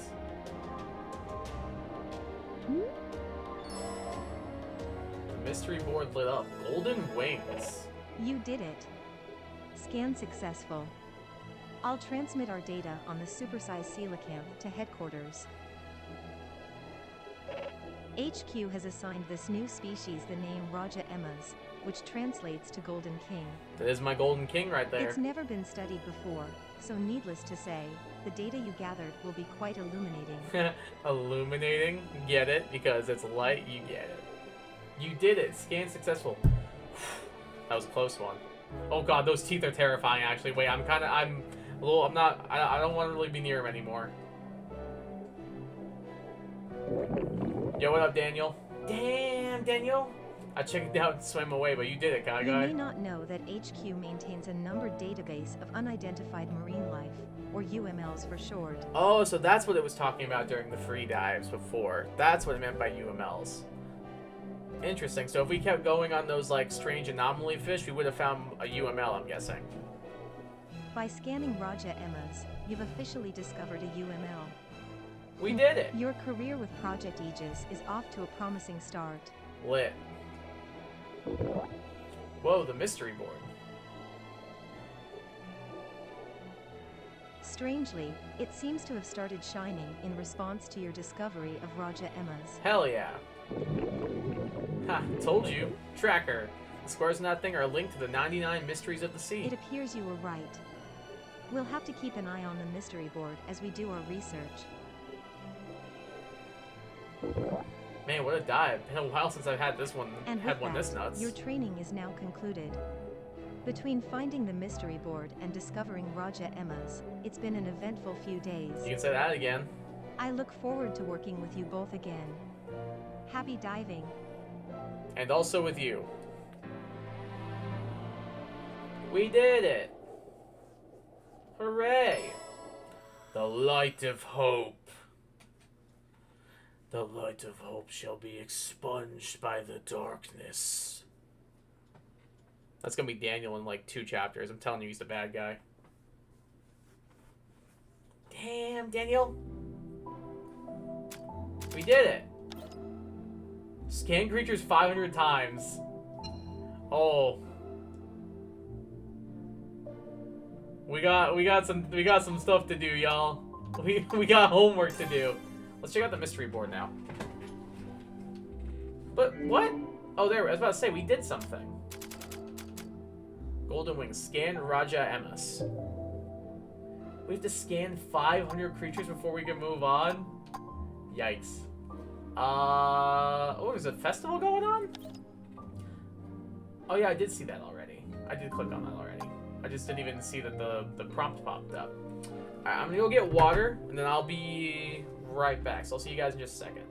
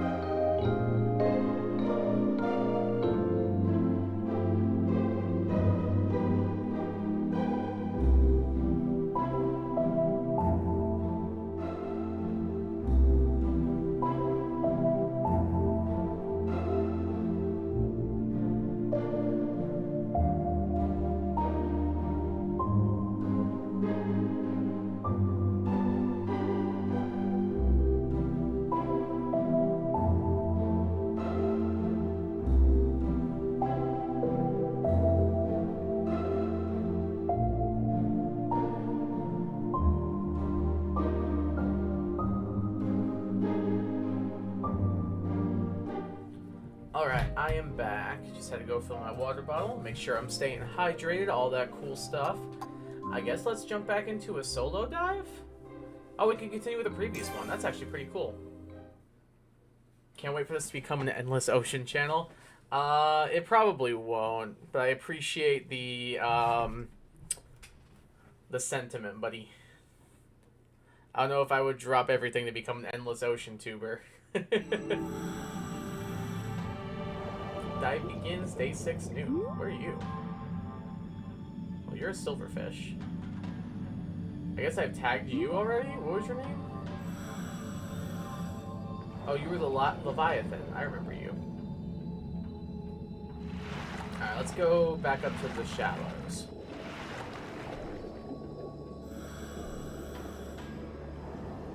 See what we can find. So we do need to scan a bunch of fish to get access to chapter 2. I see... Or I guess not just fish, marine life in general. Because this ain't a fish right here. I think we've already scanned them. It's a lobster! A Japanese spiny lobster to be exact. Japanese spiny lobster. This large lobster inhabits shallow reefs. During the day, it hides in the darker areas of the reef, retreating to the depths when it senses danger. It is mostly carnivorous, but eats a wide variety of food, including seaweed. Newborns are only about 1.5 millimeters They're so long tiny. and look like white spiders. Scan 10,000 fish for chapter 3. Is that actually real? Is that actually true? Oh, it's a moray. It's a moray. Hidako moray. This carnivorous fish has a long, slender body and a large mouth full of sharp teeth. Hung. It lives in crevices in coral and other reefs, and it will attack if it is approached carelessly. Note to self. However, when it expels parasites or leftover food, it opens its mouth and allows tiny prawns to clean it. It waits patiently with its mouth rather open for the sweet. cleaning to finish. It's rather sweet. It's rather sweet. It's so funny. Ornate rock lobster. ornate rock lobster. This hard-shelled animal is the largest in its family. It has 10 legs and 2 pairs of antennae, one long and thin, stretching out in front to sense flavor and odor, and the other heavier and stretched out over its shell that it uses to explore its immediate environs. Its shell is blue-green with a pale yellow pattern on the back. He's cool looking, man. I like his stripes on his legs, too. Buddy is, like, stanced up, ready to go.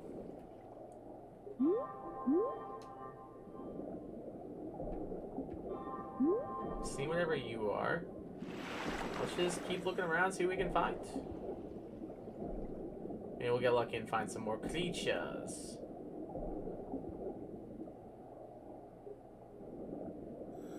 Find some more critters, maybe. Can I zoom out? Oh, is this just descend and ascend? Oh, that's actually really convenient. There's like strictly a descend and ascend button. I didn't even know that. Do not look up reviews of this game. I already did. I think it's enjoyable. It's just a chill game. It's just cool to vibe. Hammerhead shark.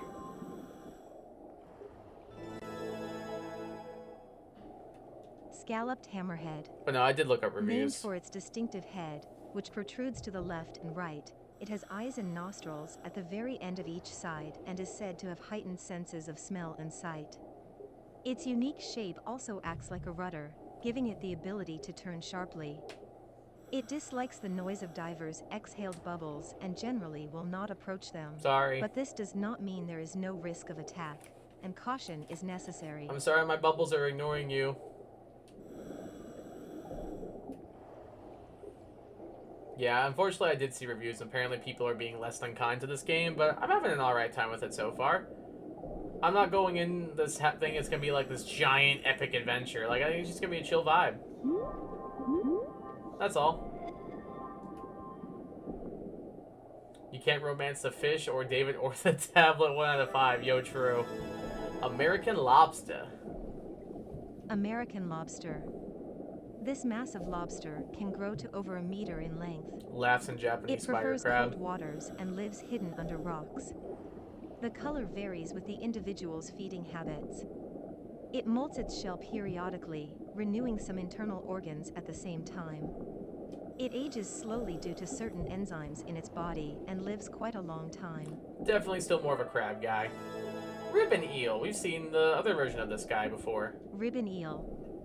This Oh, it's a member of moray. the moray eel family has characteristic protrusions from its nostrils. Ribbon eels start out as males. The young males are black but become bright blue with a striking yellow dorsal fin as they mature.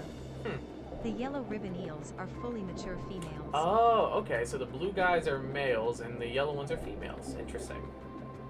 Hello, Mr. Hammerhead. Don't mind me. Just doing my thing.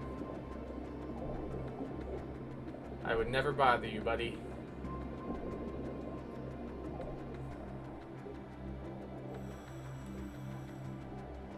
Oh, I spy some fishies. Whole lot of them. What are these little purple guys? They're called purple queens. She is a purple queen. Purple queen. Gunpowder It is gelatine. worth seeking out schools Dynamite of this with a beautiful laser deep purple beam. anthias near coral reefs. If you look closely, you will note a point to its mouth. The male can be told apart from the female by its reddish dorsal fin and the upturned mouth. Like other groupers, it forms into harems. Well, excuse me. Powder blue tang.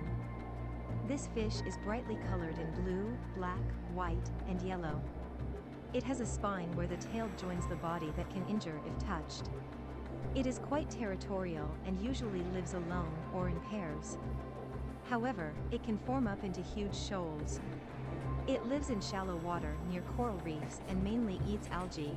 Neat. Sweet reference, dude. My Funkos and I were lolling. You got some Freddie Mercury Funkos there, buddy?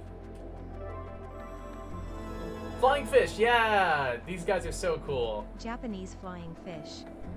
Easily They're so recognized by the fast. long, wing-like pectoral fins that it uses to escape large predators, this fish makes its getaway above the waves instead of underwater. It bursts out of the sea and spreads its wings. gliding over the surface of the water as if flying. Wait, look at this scientific name. Chalapagon agoo. Chalapagon agoo. I love that. Dude, look at how many of them there are. We ran into so many of them. Hopefully this counts towards our... Like, every single one of these hopefully counts towards our tally. That would be convenient. Oh, hello there. Oh, it's a little... It is another little ray. Look at him. He looks like a leopard ray a little bit. Japanese sleeper ray. A round-shaped ray with a power-generating organ near its pectoral fins. It can paralyze prey with a 60-volt jolt of electricity and then wrap around it with its body. Divers should be careful when approaching this species. He's so cute. I love him. There we go. Now we're getting into my territory. This is a grouper, baby. Long-toothed grouper. This huge fish, around 1.2 meters long, is brown with numerous dark bands. It inhabits reefs at depths of up to 200 meters in the open sea. Living on its own, it hides among rocks during the day and emerges when night falls to hunt for its prey. However, it rarely strays far from its territory. Dude, grouper is so tasty. I don't care what anybody says. I think it's delicious. I love grouper. Blue-green damselfish. Green-head parrotfish. I forgot to click 'em. Blue-green damselfish. Found in shallow waters near coral reefs, this tropical fish has a slightly protruding lower jaw. Its shimmering emerald green scales change color as light hits them.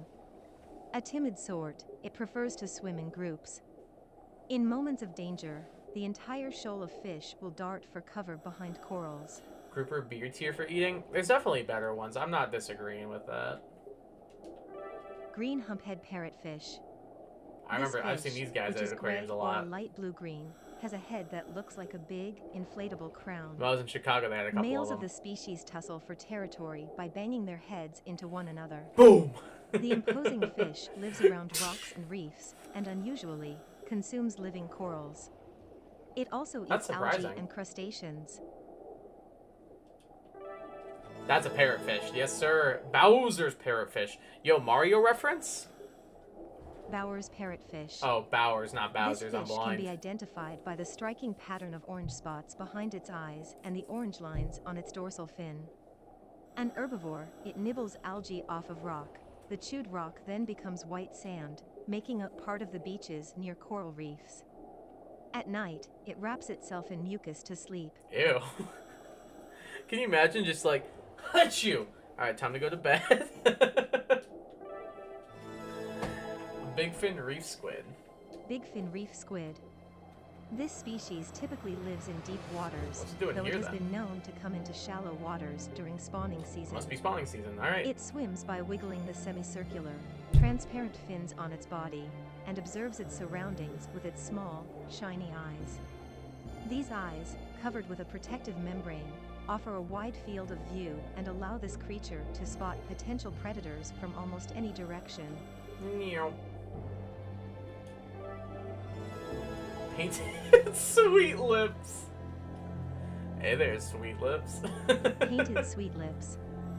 A large fish living in shallow Oh, areas God. of coral reefs and rocky reefs, eating benthic organisms and fish. It becomes more nocturnal as it matures. The young and adult fish look nothing alike, with the juvenile having black stripes and a yellow or white abdomen, while the adult is pale with orange spots. Name goes crazy. It kind of do, I'm not gonna lie. It kind of do. Oh, bullhead shark. I've seen these guys before. Japanese bullhead shark. This shark has a large head and distinctive ridges above its eyes that can look like cat ears or cow horns. It lies still in reef crevices or on the seafloor during the day, then goes out to look for food at night, using its strong teeth to crush and eat mainly mollusks and crustaceans. Dude, he's cool. I like him. Have we scanned all of you guys before? We haven't scanned these guys. Sapphire Devil. Wait, I need to zoom in on that face. Hold on. You're not getting away from me that easy. I need to zoom in. Look at that face. I thought the little part above his actual mouth and nose was the face, so it just looked like a little guy being like, "Blah, blah, blah." The Sapphire Devil. As the name suggests, it has a brilliant blue body. It lives in shoals near coral reefs, and it has a forceful, territorial temperament. While the male has a blue tail fin, the female's is transparent. So this must be a male. When excited, the fish can change color thanks to special cells in its body called iridophores. Cool. Bluefin trevally. Bluefin trevally. A large fish of a shining cobalt blue tint, They look like with tuna a numerous lot. black spots speckling its skin. It swims independently, or groups into small shoals. They remind me a lot of tuna, Some not of gonna the lie. larger specimens may have high concentrations of the toxic algae that causes saguadera in humans. I actually have no idea what saguadera is. I don't know if I want to Google this, but I'm doing it. Oh, it's fish poisoning. I didn't know that's what it was called. Bluefin trevally small. Anything else? It's just a bunch of sapphire devils and a bunch of bluefin trevallies. Alrighty. Hopefully those count.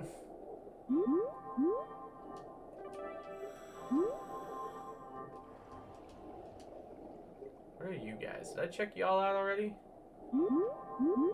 No, I didn't. There's a lot of them through here. The threadfin butterfly fish. Threadfin butterfly fish.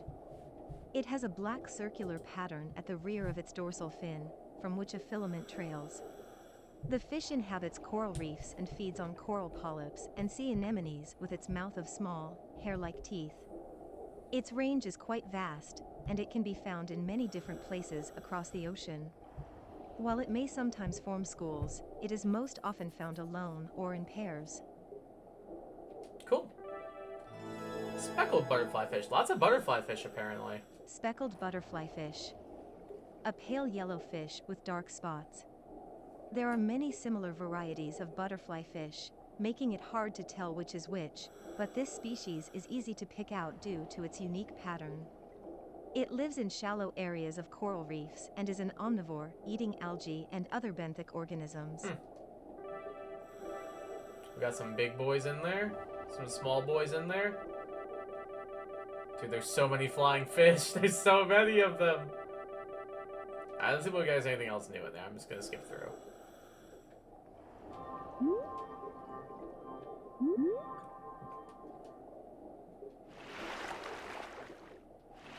So it looks like that's the barrier. I can't go any further. We got something new on that rock, it seems. Oh, a really little guy. Goldtail demoiselle? Gold-tailed demoiselle. The smallest member of the demoiselle family. That's just a this fish really can little be guy. found in shallow waters. It looks similar to the sapphire devil, except for its yellow tail. It feeds on plankton, algae, and small crustaceans, and its strong temper means that it will aggress fish of the same size or smaller.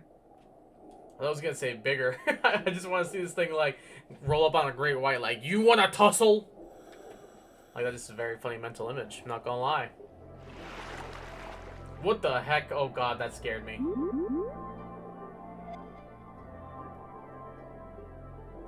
That's a blue tang. Yes, sir. That's a dory if I've ever seen one. Blue tang. A beautiful, vibrant blue fish with a yellow tail fin, often seen in coral reefs. Often singing Its Finding thin body Nemo. lets it hide in crevices in the reef when threatened. Although it primarily feeds on algae, it also has a strong liking for lettuce, which it is given in some aquariums. I can see Dory being a lettuce enjoy. Ah, god! It's so terrifying! Da da da da. Barramundi. Barramundi. This large, carnivorous fish lives mainly in freshwater. It preys on small fish and crustaceans. It has a pointed snout, tall body, and a large bulge near the back.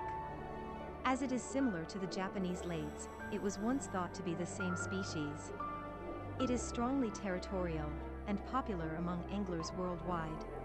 I couldn't focus on anything that she was saying because of this freaking guy in the background. This absolute unit. This absolute unit of a shark right here, man. I don't want to get closer. I'm good. I think I've thought better of the situation. I'm gonna wuss out on this. Sorry, Joe, let me give you a heart attack again. Blue cheek butterfly fish. Blue cheek butterfly Yo, what's up, fish. Lethal Blue? How you doing?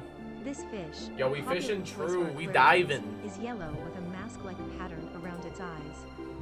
It is only found in the Red Sea, where it often can be seen swimming in pairs around coral reefs. It eats by pecking at coral polyps. Is there anything else? Have you ever played Dave the Diver? No, I can't say I've heard of it. I'm not gonna lie. I have not heard of it before. I'm not gonna lie.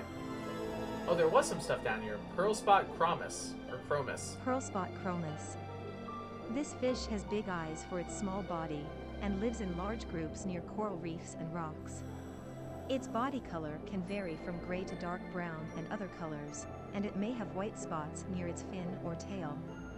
After a female lays its eggs, the male diligently protects the nest and tends to the eggs. And what's this last one? The stocky anthias. Stocky anthias. Males of this species have a red mark on the dorsal fin, while females have the mark on the tips of their tail fin. This fish lives around coral reefs and gathers in shoals, feeding on plankton that get caught in the currents and driven upward. Its striking looks make it a popular aquarium fish. I can see it's very bright and colorful. No, I had not heard of Dave the Diver before. I heard it's this, but good. Okay, buddy. Oriental butterfly fish. I'm having a good time with this. Like, I get this probably isn't for everybody, but I'm just having a chill time. Like, I'm enjoying myself. Oriental butterfly fish. This tropical fish gets its name from the way it swims, like a butterfly fluttering gracefully through a meadow. It has a dark golden color and thick stripes of black and white over its eyes. There are thought to be around 120 varieties of this species across the world. Yeah, like no joke, when I was in Chicago and went to the aquarium, they had like a saltwater tropical fish area, and it's just like you read through the different types of fish and it's like butterfly fish, butterfly fish, butterfly fish, butterfly fish. There's just so many of them. It's fun, pixel art, diving, and fishing, and you run a sushi restaurant now with your catches. Oh, that does sound really cool, actually. I would probably really enjoy that. That sounds really sick. Sea Goldie. Sea Goldie, male. This fish looks like a goldfish except for the long spine on its dorsal fin. About 20% of the species is male. Depending on region, the male fish may look like the female, or it may be paler. When there are too few males in a shoal, some females become male to preserve the harem structure. Of course. Singular bannerfish. Singular bannerfish. This fish can easily be identified by its alternating white and black pattern and elongated dorsal fin. It also has a small protrusion above its eyes. The length of a young bannerfish's dorsal fin is about the same as the height of its body, distinguishing it from other fish. Good for it. I'm so happy for him. I feel like there should be some pretty cool stuff in this kelp forest, but I'm not seeing much so far. I'm seeing like one or two little guys here and there, but that's about it. Japanese red sea perch. Japanese red sea perch. A reddish-colored rockfish frequently found in shallow reef areas or in the open ocean in places with eelgrass. It can be distinguished from similar species by the number of soft rays on its pectoral fins. It spawns in the winter the parrotfish and just has like, been known I'm to taking form over the small frame. schools. Parrotfish is like, no, you do not get to jump into the frame. That is my job. We've scanned 7% of the creatures so far.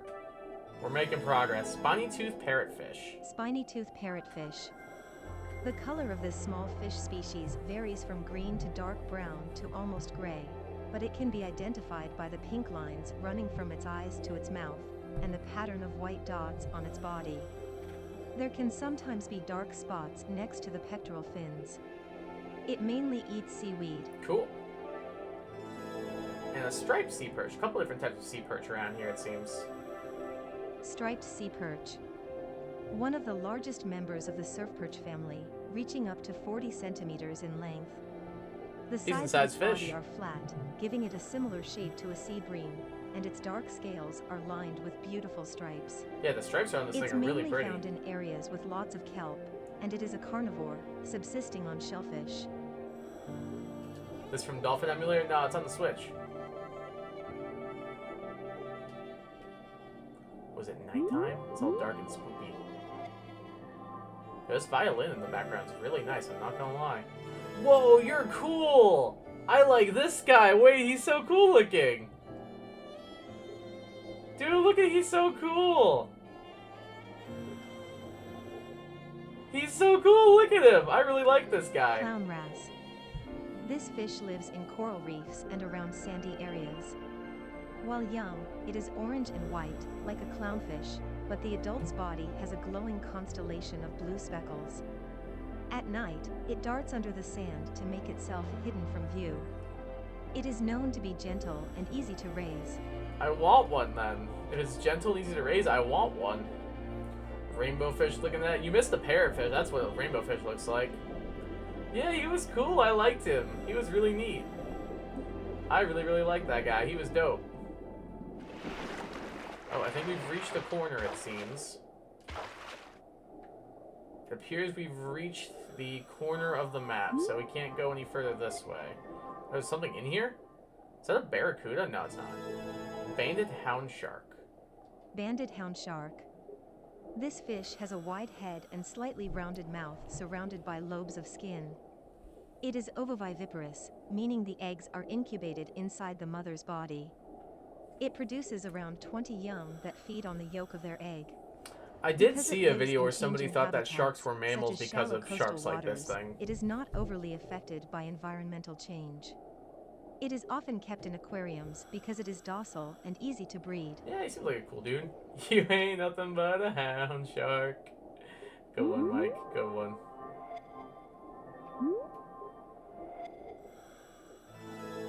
Lined surgeonfish. Lined surgeonfish. This bright yellow fish is covered in pale blue lines. It is fiercely territorial and will attack any fish that enters its domain. Back off. An herbivore, it eats algae attached to rocks and corals. Its flashy looks make it appealing to divers, but care should be taken not to touch the sharp spines near its tail. Noted. Oh, I think I just canceled something I didn't mean to. That's fine. Will it tell me how many fish I've scanned?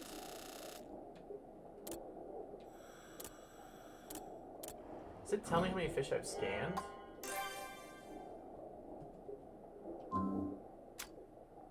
Because right here it only says 108. But I know I've scanned more than that, because it was higher than before. Is there a way to check how many you've scanned so far? Because I've scanned 108 creatures, but not 108 fish. Creatures log. Total creature scan 289. So we're halfway there to getting chapter 2 unlocked. I might need to do some grinding off screen, guys. I might need to grind for fish off screen. I might need to grind for some fish off screen, chat.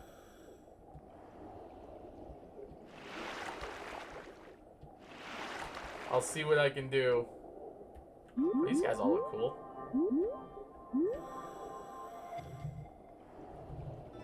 A blackhead sea bream. Blackhead sea bream.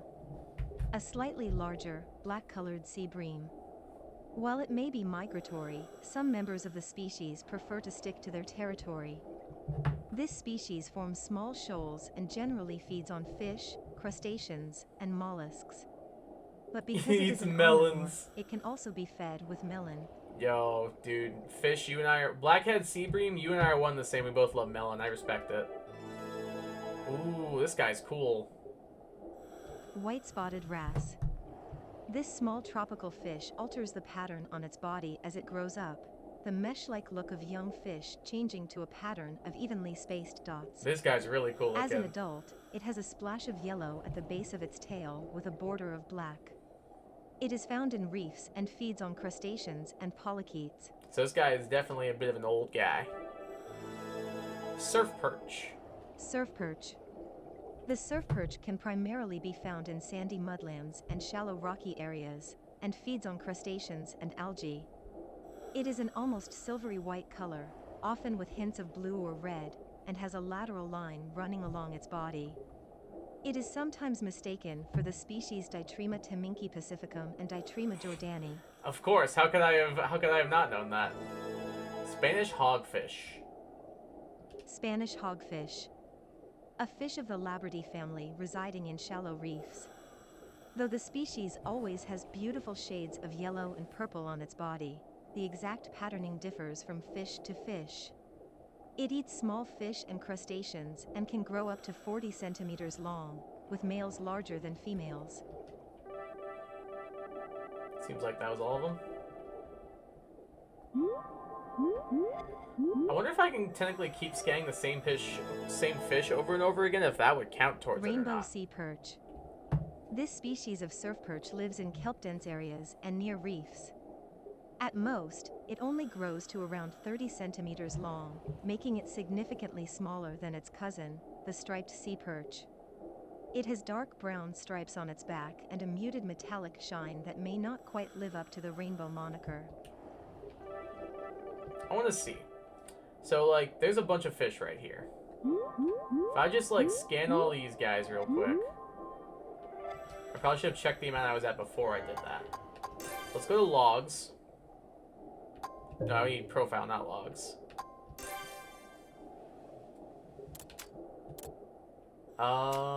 309. So let's see if I scan all of these guys, if it counts towards it.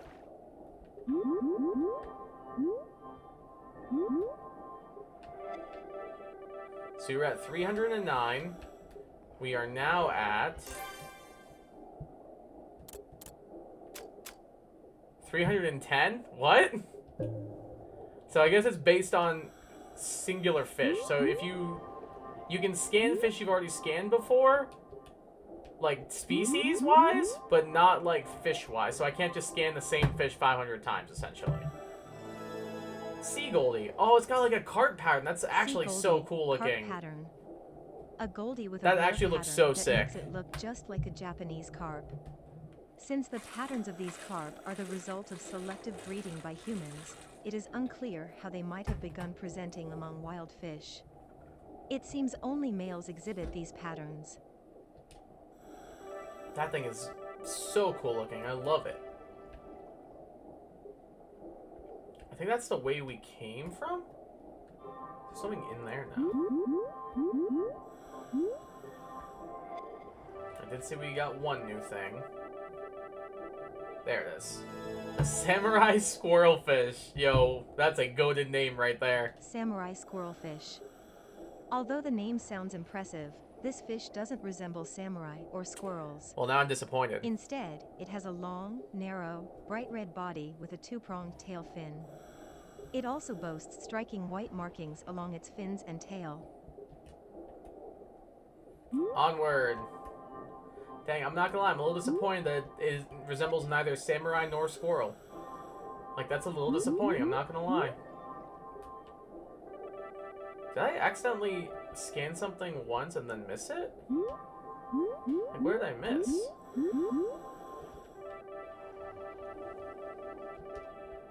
I don't know what I missed, but I clearly missed something. Oh well. I've scanned 10%, guys. Maybe that's a good sign. We hit 10% of the creatures. Black-spotted puffer. Oh, it's a type of pufferfish. Okay. Black-spotted puffer. This round fish's face looks a bit like a dog's from the front. Let me see that face then. It can be gray or yellow, but is always covered in black spots. Doesn't look like a dog I've ever seen. When startled, it draws water into its stomach, Maybe a inflating sick itself dog. and making the countless tiny spines on its body stand up. Do the thing. Although it usually swims at a leisurely pace, it is capable of short bursts of speed when it feels threatened. Just like me. Alright, let's see what we're at. 351, so less than 150 more fish, and then we can play more of the game. Not gonna lie, that's not the smartest inclusion in my opinion, but I get it. They want you to do free dives and do dives with other people. I get it. But I don't know if this was the way to go about making that happen. You know?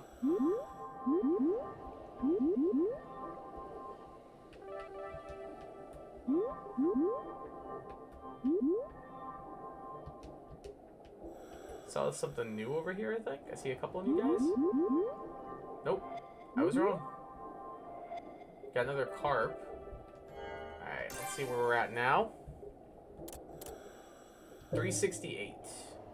So not very many more were scanned just now. I think I'm gonna try and get back to some of the more open areas of this map.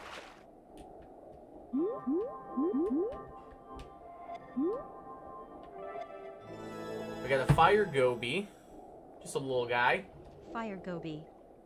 A colorful member of the goby family with a long dorsal fin and a flaming red tail. It stays away from the water's surface, preferring to hover over the seafloor. This species usually lives alone or in pairs and has a lifespan of around 5 years. Despite the sharp look in its eyes, it has a mild personality. Does it have a sharp look in its eyes? Because if you ask me, that thing has no thoughts behind its eyes, personally. And that's why I like him. Ain't no thoughts behind those eyes. Oh, here's a lot of fish. Hopefully some of these guys count. Oh man, these guys are cool. Wait. Oh, this guy's cool too. McCosker's Flasher Wrasse. What kind of a name is that? But I love him. McCosker's Flasher Wrasse. A member of the Parachelinus family with a long, thread-like filament poking out from its dorsal fin. Its body is bright red with lines running along the sides, and the delicate designs on its outstretched fins make it popular as an aquarium fish. Dude, this guy is so sick. Oh, this guy's cool, the lagoon triggerfish. Lagoon triggerfish. When this fish feels threatened, it has a habit of making a grunting sound. Hence, its Hawaiian name is Humuhumunukunukuapakua, or which something like roughly that? means Yeah. triggerfish with a snout like a pig. It has an aggressive temperament and will fight ferociously to protect its territory. He's so cool looking. I like him. I think the rest of these are all repeats. Seems like it. That was a lot of fish though, so maybe we're at 400 now? Or did I already scan a bunch of them? 389. So not quite 400, but that's more progress. Oh, there's Buddy Boy again. Let's see if all of them counted. One guy did. Literally one guy counted. Alright, we haven't been up here yet.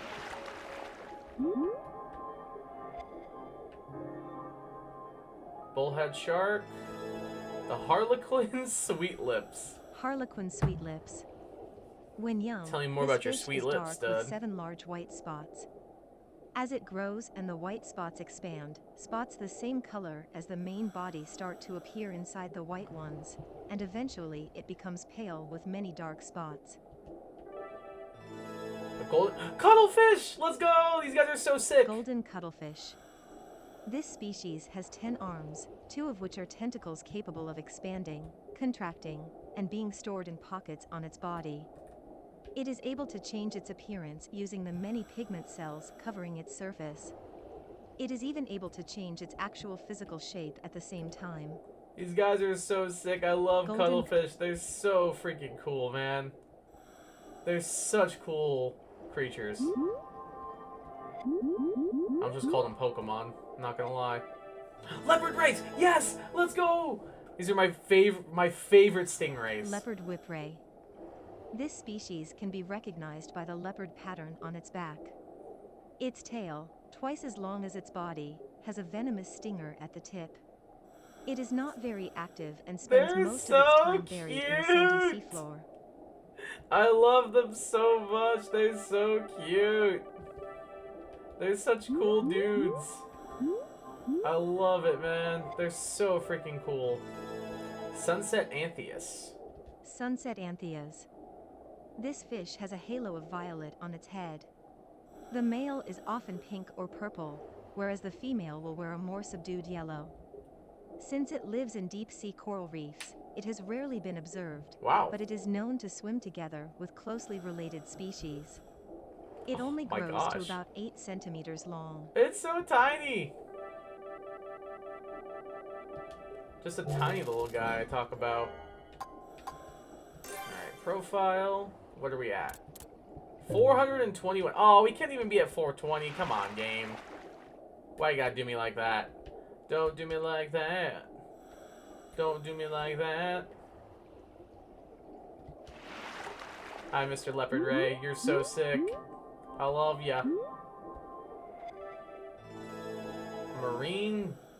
Is that beta or beta? Marine betta. It is beta. Covered with I was gonna say, it doesn't look dots, like a beta this fish. fish looks I mean, I like guess a it kinda field of does. shooting stars. The complex pattern I guess makes it it kinda difficult do. to tell where its fins and eyes are. Its dorsal fin has a patch on it that looks like an eye, making it look almost like a turkey moray's head. It hides in cracks in corals and rocks. Good for it. I'm so happy for it. Let's go this way. We haven't been over here at all. Which means new fish to scan, which those will get added to our counter. That's what we like to see.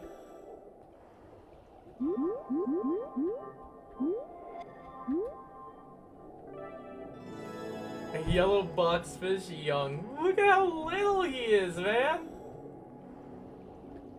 Just a little guy. Yellow boxfish, young.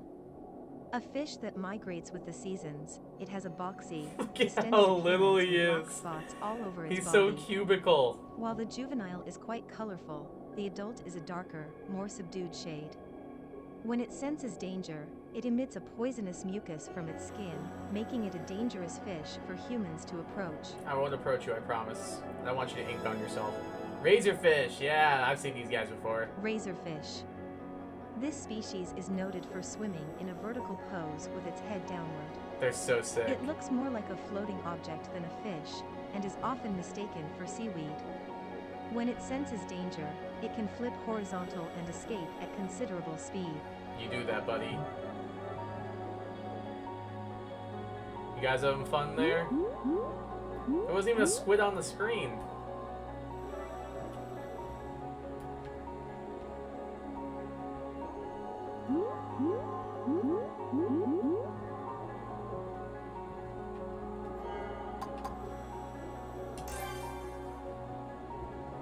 Where are we at? 439. Less than 100 to go. We're making progress into our grinding for fish, guys. We're making progress. Oh, those were a lot of something. Scissortail Sergeant? Is that what that's called? I'm not seeing anything else. Scissortail Sergeant. A type of sergeant that usually has 6 stripes, though some do not have one on the head. It lives in coral reefs and rocky areas, and it is an omnivore, eating algae, zooplankton, and small crustaceans. It looks similar to the Indo-Pacific sergeant, but this fish has a scissor-like pattern on its tail. Good for it. Alright, where was that big thing I saw? That thing, right here. What are you? Oh, that's the leopard shark, or the zebra shark, that's what I meant. I did see that earlier. I'm just dumb. We've scanned 13% of creatures in the area. That's progress. What's that put me at? 450. Less than 50 more to go.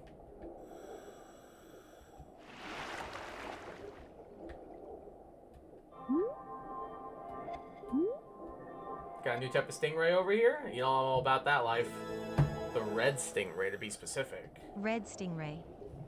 Its large, diamond-shaped body ends in a long tail with a venomous stinger. The stinger is hard and serrated and has high penetrative power. Not only is it difficult to remove, it also leaves the edges of the wound badly torn. Its skin is the same dark brown as many other species, but the underside has a distinct orange edge. I see a little bit of orange on its little fins. Cool, cool, cool.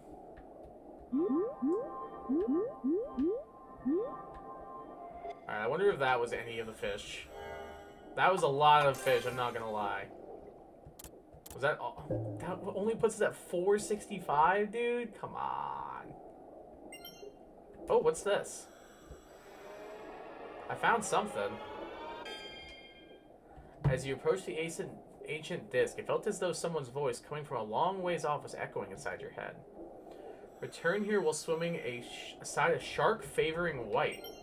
Oh, I have to find the leopard shark guy. Or the zebra shark guy. Where is he? Do I have to just, like, tag him?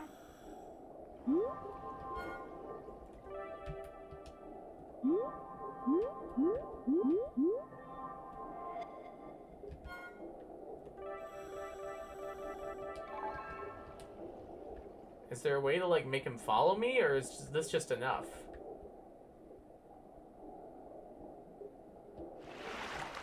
Let's see. Does that work or no?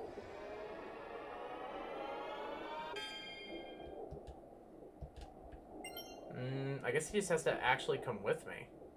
Alright, how do I make a shark follow me? Oh, I'm gonna follow him, maybe. We've got him tagged, at least. So we know we can follow him and keep a close eye on him. Go to the left. Go to the left. Come on, you know you want to. Go left. Go left. Go left. This way. This way. No. No, you want to go this way. No.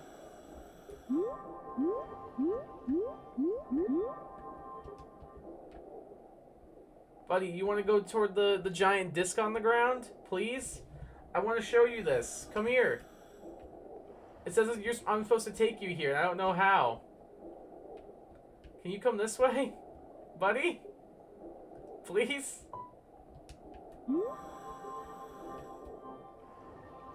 There's something I can do to, like, attract him to me? If there is, I don't think I have that mechanic yet. Because the game hasn't taught it to me, at least. Unless it's just random which way he goes. But this is clearly the shark it's talking about. Like, what do I do? How do I get him to follow me? Can I grab one of these fish and use them as bait? Be like, hey, here, Sharky boy. Here, boy. Come on, this way. This way, you can do it. This way. This way. No! Oh, I'm guessing we can't do whatever it is yet. Seems like we can't do whatever it is yet. Dang, I was looking forward to that. It was a cool mystery. Like, it's not difficult, but it's cool. Like, clearly it's referring to the shark that's right there. Bicolor angelfish. Bicolor angelfish. This yellow and blue fish lives in rocks and coral reefs. One male breeds with a harem of several females. When the male leaves, the largest female becomes male and takes over.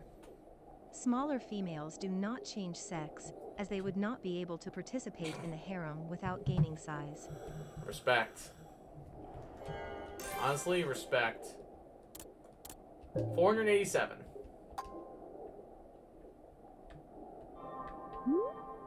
Oh, there's just some stingrays. Whoa, hello there, bud. It's a whale shark! Yay! It's a whale shark! I love whale sharks. They're so cool. Whale shark. This is the largest fish in the world, identified by the many white specks scattered across its blue back. Its mouth is especially large and filled with a huge number of small teeth. It feeds exclusively on small fish and plankton in the seawater it inhales. It has no air bladder, but maintains buoyancy by storing oil in its liver. I love whale sharks. They're so sick, dude. They're so sick. What we got here? Yellowtail. Hey, I've eaten this before. Yellowtail. Also called the Japanese amberjack, this species has I've had distinctive yellowtail sushi splashes before. of yellow on its body, including its tail. It is a carnivore that preys on small fish, crustaceans, and cephalopods. Cool. Dude, I'm just so happy we got to end, like, pretty near with a whale shark. That's cool. That makes me happy. I love whale sharks. They're one of my favorite animals. We still didn't hit 500? I just scanned so many yellowtail. Is there any salvage around here? Glowing nebula. Is that for getting 500? Oh, it's this guy. He's in Finding Nemo. It's another butterfly fish. It's a whole lot of butterfly fish. Yellow long-nosed butterfly fish. This yellow fish uses its elongated snout to get into openings in coral and eat small animals it finds inside. It sometimes rests in caves and crevices, and when in a cave, may float with its belly pointing upward. This keeps its belly safe and lets it use its dorsal fin to protect itself. Respect the grind, buddy. We got over here. Oh, starfish! Why can't I scan them? Why can't I scan starfish? That's lame. I wanted to scan the starfish. It's a blue angelfish? Yellow bar angelfish. I was close. I knew it was an angelfish at least. Yellow bar angelfish. A member of the angelfish family that lives in the upper or middle layers of coral reefs. Its beautiful colors make it a popular aquarium fish. It is sometimes called a half-moon angelfish because of the semicircle-shaped yellow mark on its body. It is large and has a distinctively pale tail fin. Cool. Where are we? 522. We officially have enough fish to start chapter 2. Hooray! We can actually keep playing the story mode now.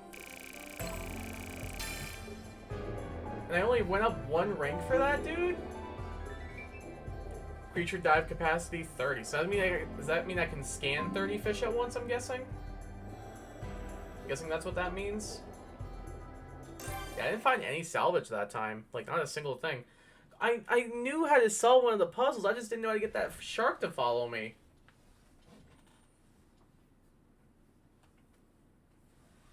Like, clearly I needed to get that zebra shark to follow me. I just didn't know how to do it. A new chapter in the story has been unlocked. You can access it from the story. Hooray! Let's try it out. We'll do parts of chapter 2 and then we'll probably call it a night. We'll probably call it a night after we do parts of chapter 2. Seeking starfish. Yo, it's my goat Daniel. Your survey, exploration, and research assistant AI, and I'm here to support you both for today's dive. A starfish! This morning, we received an emergency transmission from HQ. A large population of crown of thorns starfish was reported in the area. Oh crud, those things feed on coral. If they get near the world coral, they'll devour the thing. That is what concerns HQ.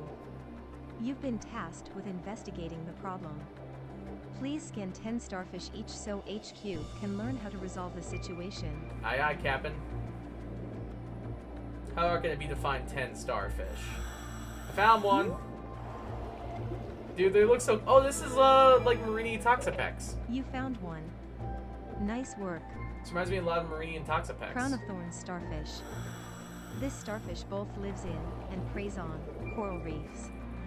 It has periodic population spikes that can seriously endanger local ecologies as reefs are destroyed. The starfish has few predators, at least in part because of its venomous spines, which are quite dangerous. I'm pretty sure that has to be what Marini and Toxapex are based on, right? Like, without a doubt. That has to be what they're based on. You think I can dolphin kick to move faster? There's another one, I see him.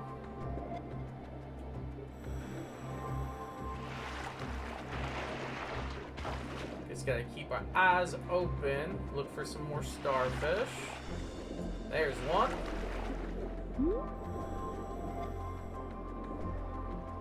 Why never let me scan the same one more than once?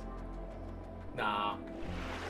Well, it was worth a shot at least. It was indeed worth a shot, I suppose. It appears it counts based on the starfish, not the number of scans. Lame. I wanted to cheese it. Dang it, now I want to cheese it. By the way, do you remember when we touched on sharing? No, I don't, I'm not gonna lie. Your suit contains a function that will automatically connect you to nearby researchers, forming a sharing link.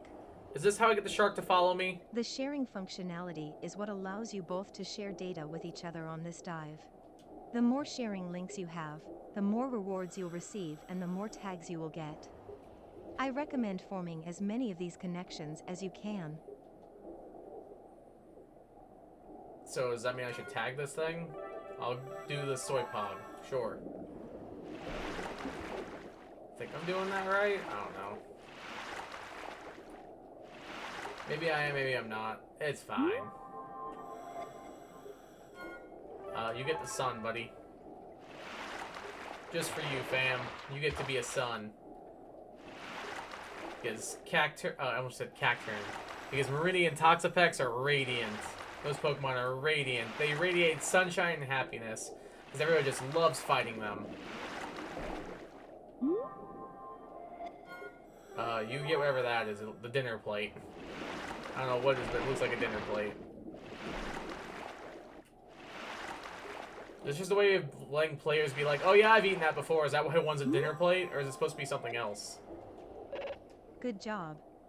You're nearly done. That's how we do. Researchers are evaluated based on 4 criteria: teamwork, research, salvage, and exploration.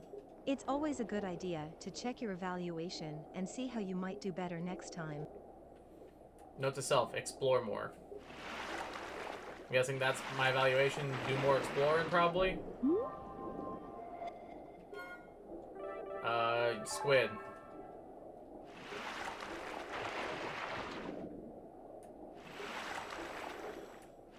I'm not really seeing any other creatures besides starfish, so it's not really like we could boost our rating with that. You get the thumbs up.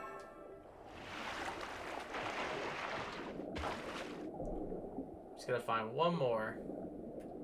There we go. And you're gonna get the sad face because I'm all done. Oh, just kidding. You scanned 10 Crown of Thorns starfish. Well done. It's not uncommon for HQ to inform us about a mission while we're in the middle of a dive, like they did today. For example, when HQ detects that there is an unusual creature in your area, a search and scan mission will be initiated. When you receive one of these missions, be sure to check your map so you can find the life form and collect data on it. Cool, we did it. Where's my goat, Daniel? There's my king. Whew, made my quota. Never need to see another starfish again.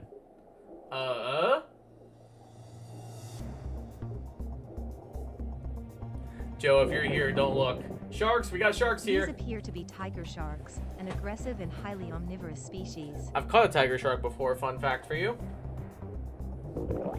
So, people eaters? Great. Marine animals in this area. Yo, Daniel is great. There's little risk they will attack you.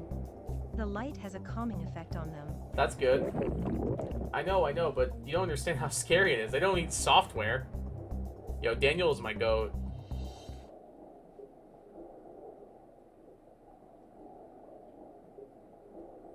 They went away. I saw. I'll send HQ the data you gathered so that they can address the situation. Thanks very much for your hard work today. Of course. But I feel like the sharks are gonna play into this a little bit, maybe. Maybe the sharks are scaring the starfish this way. Interesting. I don't know what that means exactly, but it sure means something.